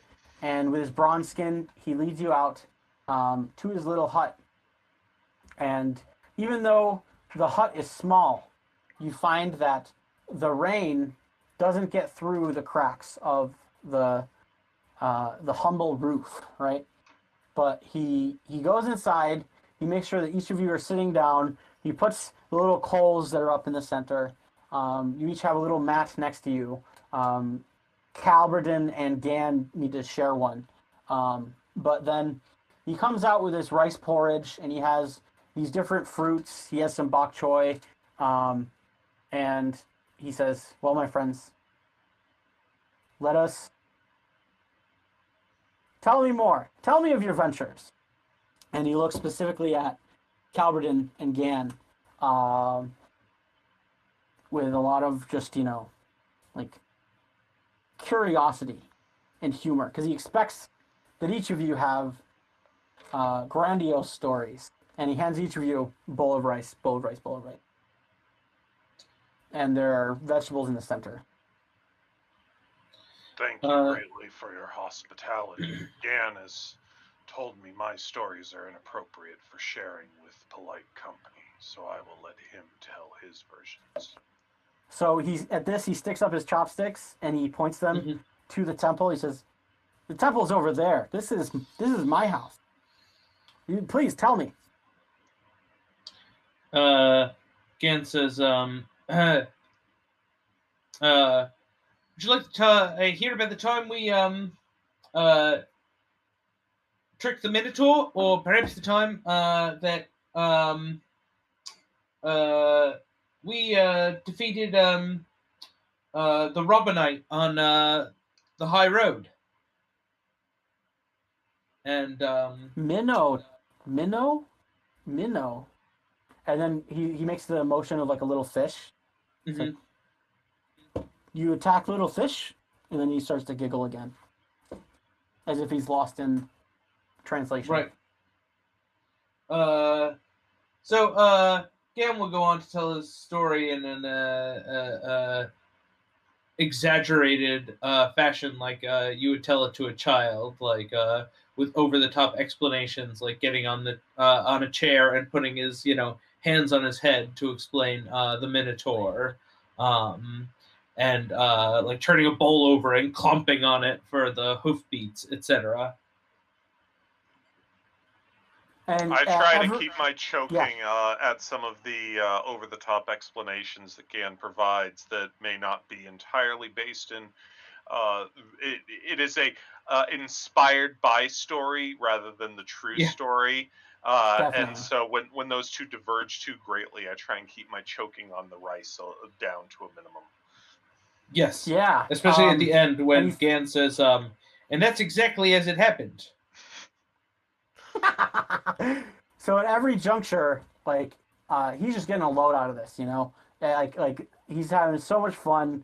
Just he's so entertained by your presence, right? And then whenever you get into some more like colorful bodier parts, his laughter just echoes even louder, right? And then after your story, he says he doesn't necessarily point at you, but he goes to you with his hand.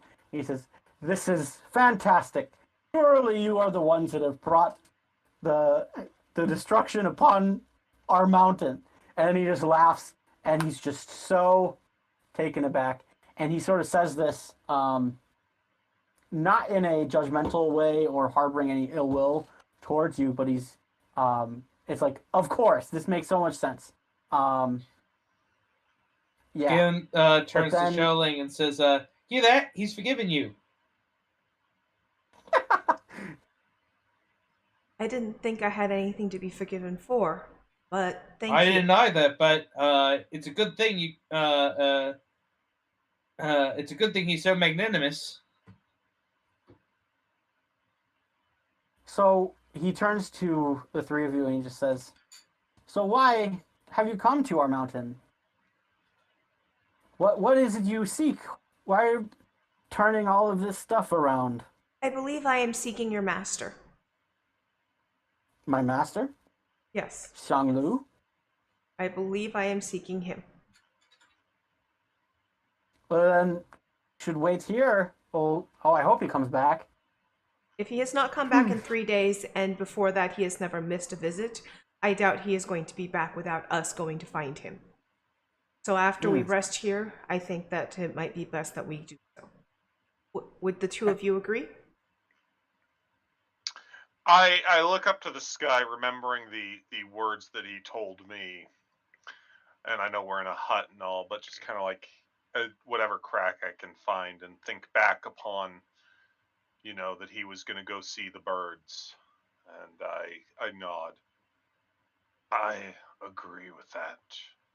I think that he might be of incapable of return at this time. How do you know the great Shanglu? Gan says, we're very popular. We know a lot of people. As we said, Does he owe, sorry, go ahead. does he owe you money? No. Maybe? He is not what he seems, and we seek him for his assistance and his wisdom. Oh, you are on pilgrimage. You don't seek after my master. He is what you may call a fuddy-duddy.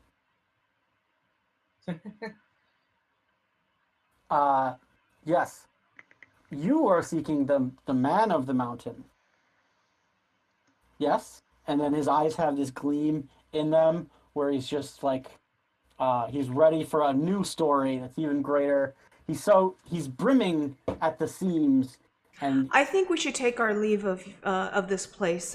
We appreciate your hospitality, good monk, but I think that we have stayed far longer than our pilgrimage allows. I look to the two of them, and I get up from my knees and I back up, staying facing this monk. He is behaving in ways that are not congruent to his robes and his nature. So I am getting the frick out of there at this. oh wow, okay. So yeah, he sees you get up. He says, "Oh no, my friend. We have more food. What can we? This is a safe place." Gan says, they have more food. This is a safe place. Unfortunately, safety is not what we seek at this time. Perhaps after our journey ends, we can come and rest here. But in a time when everyone else is fleeing, we should not allow ourselves to become lethargic. Gan's Safety like is stuffing only- food into his mouth. We got. And by the way, I hadn't actually gotten to start eating because I was I was Gan like starting. told the whole story, Alice. Oh, that's true. so- That's true. Gan told the whole story. So yeah, I was eating. Yeah, we've at been that here a point. while. Okay. Yeah. And Gan would've can been- talk a lot. Yeah, true. Gan told the whole story, so I would have been eating for a while then. But yes, at this point, it's so we need to get out of there, and I'm starting to back towards the exit. Okay. And Safety he- is only an illusion anywhere. We are all but moments away from someone's bad decision imperiling and killing us. Yeah. Thank you for all- the meal. He goes, "This is very sad, but I have enjoyed your presence. I hope you find the man of the mountain. He is not my master, but thank you for providing me with this night." And he bows to you, and he sort of waves you off. Okay.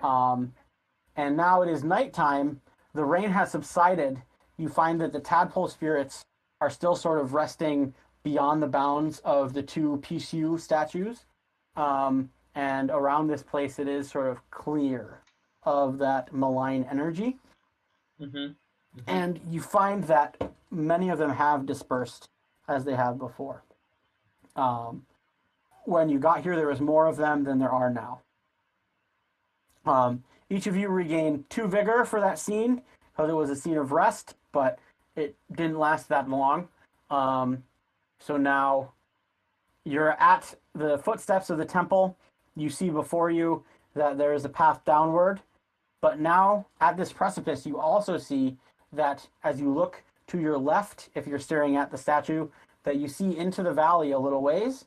You see that there is a square, and there's a fountain in the middle of that square. And then on the other end, there's these large footsteps that go on into a large temple. And around this place, there's a bunch of buildings where people live. It's a good town. It's quite affluent, actually.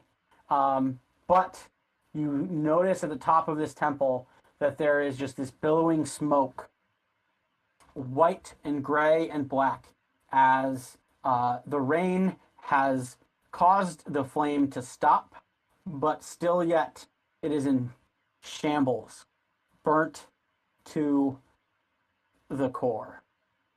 And yeah, that's what you see. And then on the other side, there is the summit of the mountain. Okay. Oh boy. Okay. Xiaoling, what was the problem with what was in there? He didn't seem right. Something. He didn't seem right to me. There was something. His behavior doesn't seem to align with this place. I worried it was a trap. But he had more food. I don't understand. Yes, so I wonder how he mentioned that it was the last of the food that his master had left him. There were Gant says, you know these old fellas, they're always holding out. Got a little cookie stored up somewhere, maybe one with a fate in it. And that's something we could use right now. After all, we've almost exhausted the last fate cookie. Oh, I don't think that staying the night there would have been safe for us. I think that there's something wrong with that man. He did not. Hand size. I worry that he perhaps is not the man that he claims to be. We need to go find his master and the man of the mountain before it's too late. Okay. Off we go. Continue up and up. Awesome. So you're going to the summit or to the town? Summit. Actually, Awesome. Did you guys want to see what's in the town? Because after everything that happened in the town, do you guys want to go check it out? Well, no, I think we should just head for the summit, right? That's our goal. Okay. Awesome. It's up to you. Summit. Obviously, Gan is a follower, but... Yep. Yeah, Summit sounds good then. So as you leave this place, you find that as soon as you step out of the bounds of this sort of circle where the land is flat and where the temple rests and the hut rests, you take this side path, and you do find that there is a little dirt path that goes up towards the summit there. And as soon as you leave that sort of holy ground, you notice that perched inside of the trees surrounding it, there are 3 of those birds with the blue faces and the large wings. And they spread their wings and they buzz off towards the town as you leave that place. And you can hear their flapping. It is now dark. The moon is likewise not very clear in the sky. There's not that much light to be found. But you go and you are able to press on.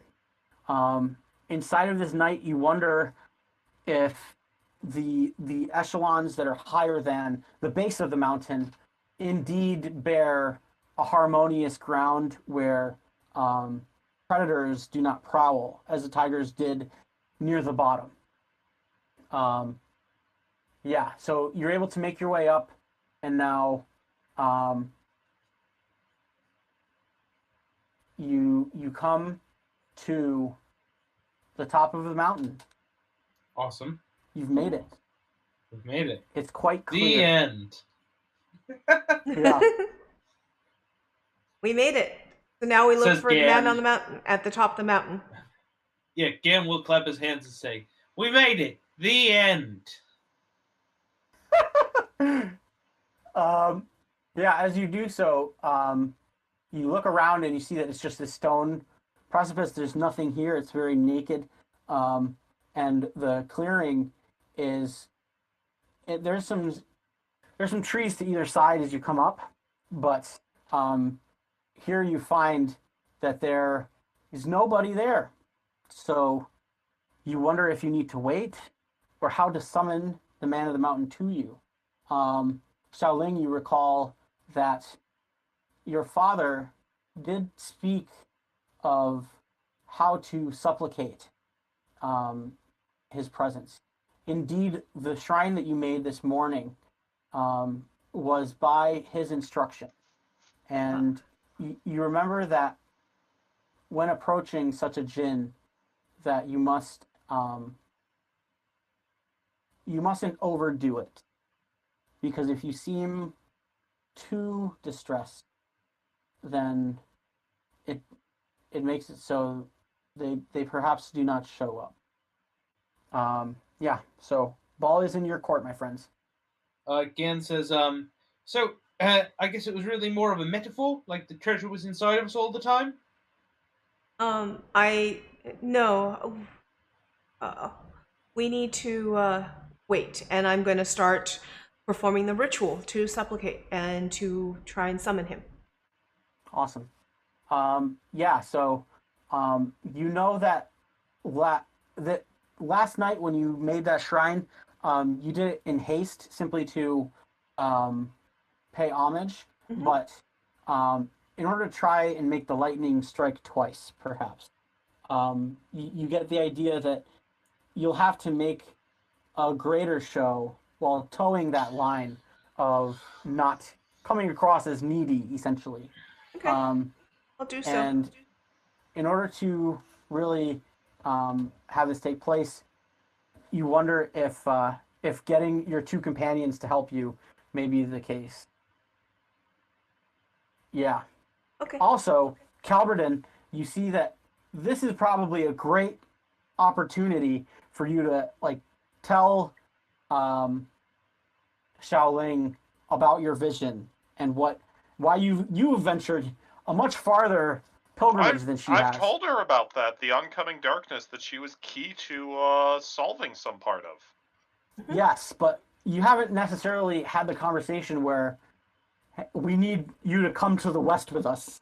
I never got that information. Oh, okay.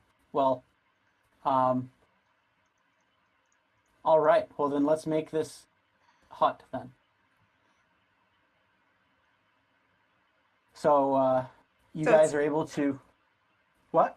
So it sounds like you need to inform them of some information. Yeah. Well, we definitely talked about this in the character creation and at the start of the first session. Yeah, but I mean, it has been 8 hours, so it's okay. Okay. So, yeah, get their help to supplicate to the man of the mountain. All right. Yeah, so you're able to gather enough wood. You're able to sort of make your hut and the little shrine, and finally you're able to get your inks together and draw it all up. So Okay. if you want to describe to me how you sort of bring it together and what you sort of speak into the ether to bring about the mountain man. Sure. So I would, thank the man of the mountain for his years of diligence in protection.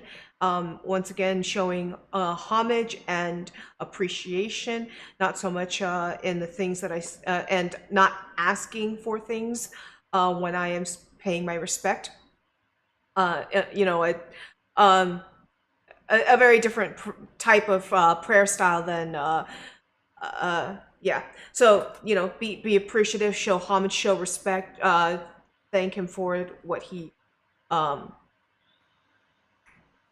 what he represents, and make sure that I set up the little bowls, create little bowls of little food offerings, and take sticks, and since we don't have incense, once again stick them in there like incense. Unless I happen to have some incense, at which point, that I've been saving for a special occasion, at which point I would use that incense now. If I had Awesome. a little Yeah, bit. you totally got it. You got more than enough. I would say, like, because you haven't had the time to really like spend that incense other Okay. than when you did the original shrine. So awesome. If you want to give me, well, actually, if you spend your fate's favor, we can just like I'll call spend it, it. and then awesome. Spending. Yeah. So after a moment that takes longer than an hour, you wonder if your cry to the wilderness has been heard, but almost in a sort of flourish from the middle of your shrine, there appears this very old, skinny man with patchy hair hanging from his head, and he's got these golden eyes, and he says, "You've been looking for me, and I know because I remember this one," and he points to Gan. Gan says, "Oh, you got eyes like I do. Is this the same fellow I kicked out of the The cave. cave?" Very much indeed, my friend. He says, "You're that old man."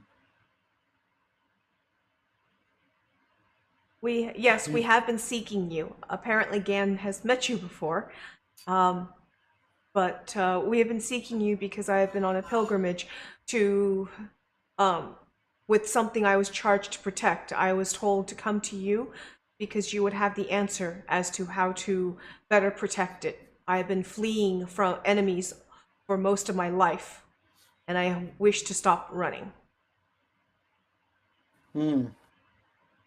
Wish to stop running. Show me this thing. I will show him the Jade Rabbit Tonic. Awesome. You want to describe it for our viewer? Sure. It literally looks like a little jade statue of a rabbit, Awesome. about So, yay big. So you sort of produce the talisman, and you show it to him, and immediately he. And it can open to where you can unscrew the head and there's a liquid inside. Awesome. Yeah. This old man So is he bald, reaches out. or Very bald. Yes. okay. Well, he's bald, and then he has like patches of long white hair sort of coming out from the different sides of his head. Yeah.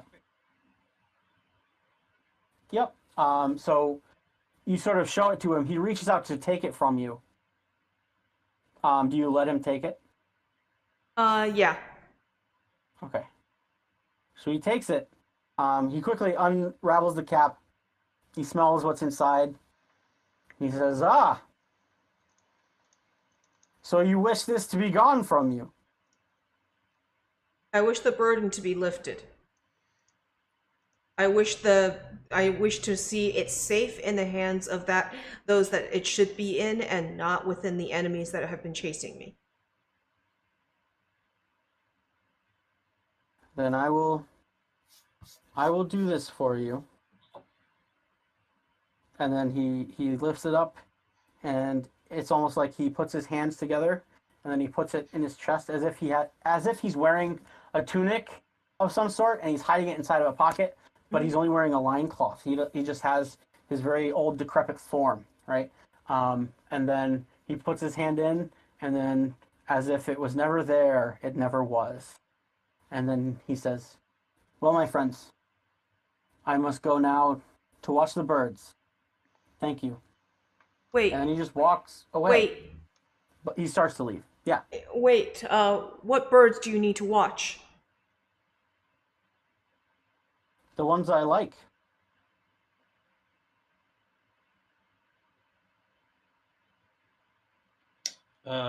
Gan says, "Not the kind with blue faces. You watch them eat people, do you?" I saw those ones come quite recently. I think that they're looking for something, but those are not birds, my friend. Those are yaogui. Yes, those are those have been chasing me in search of what I just gave you. Ah, well, thank you for that information. I will be sure to evade their grasp. All right, my friends, I must be off. Thank you for your gift. The mountain blesses you. And then he begins to walk away again. I'll let him walk away. Awesome. Yep, so then he leaves the mountainside, and you have completed your quest. Your Nice. enemies are perhaps still searching for you, but with enough luck, you may as well be able to evade them yet again. You've done it. Xiaoling, give me a soliloquy to send us off.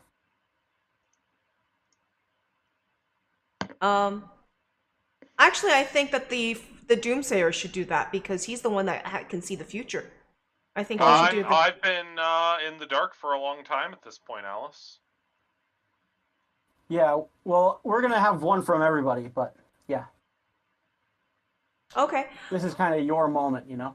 My character feels relief that burden is finally off her back, off her chest. She doesn't have to worry about it anymore, and she actually suddenly feels a little lost as to what her future holds and what potential can, in the future, what the potential of the future is. Awesome. And would you like face favor or an experience point? Experience point. Boom. We're And at how much are we 8. at now? 8. There we go. There we go. That's almost we're pretty close to leveling up. If we get to like 10, I'm pretty sure we have enough to level. So that's pretty cool. Yan, what do you think of this absurd adventure? You finally done the thing. There's still all these dark riders about. What's going through your head? Gen says, so that's it.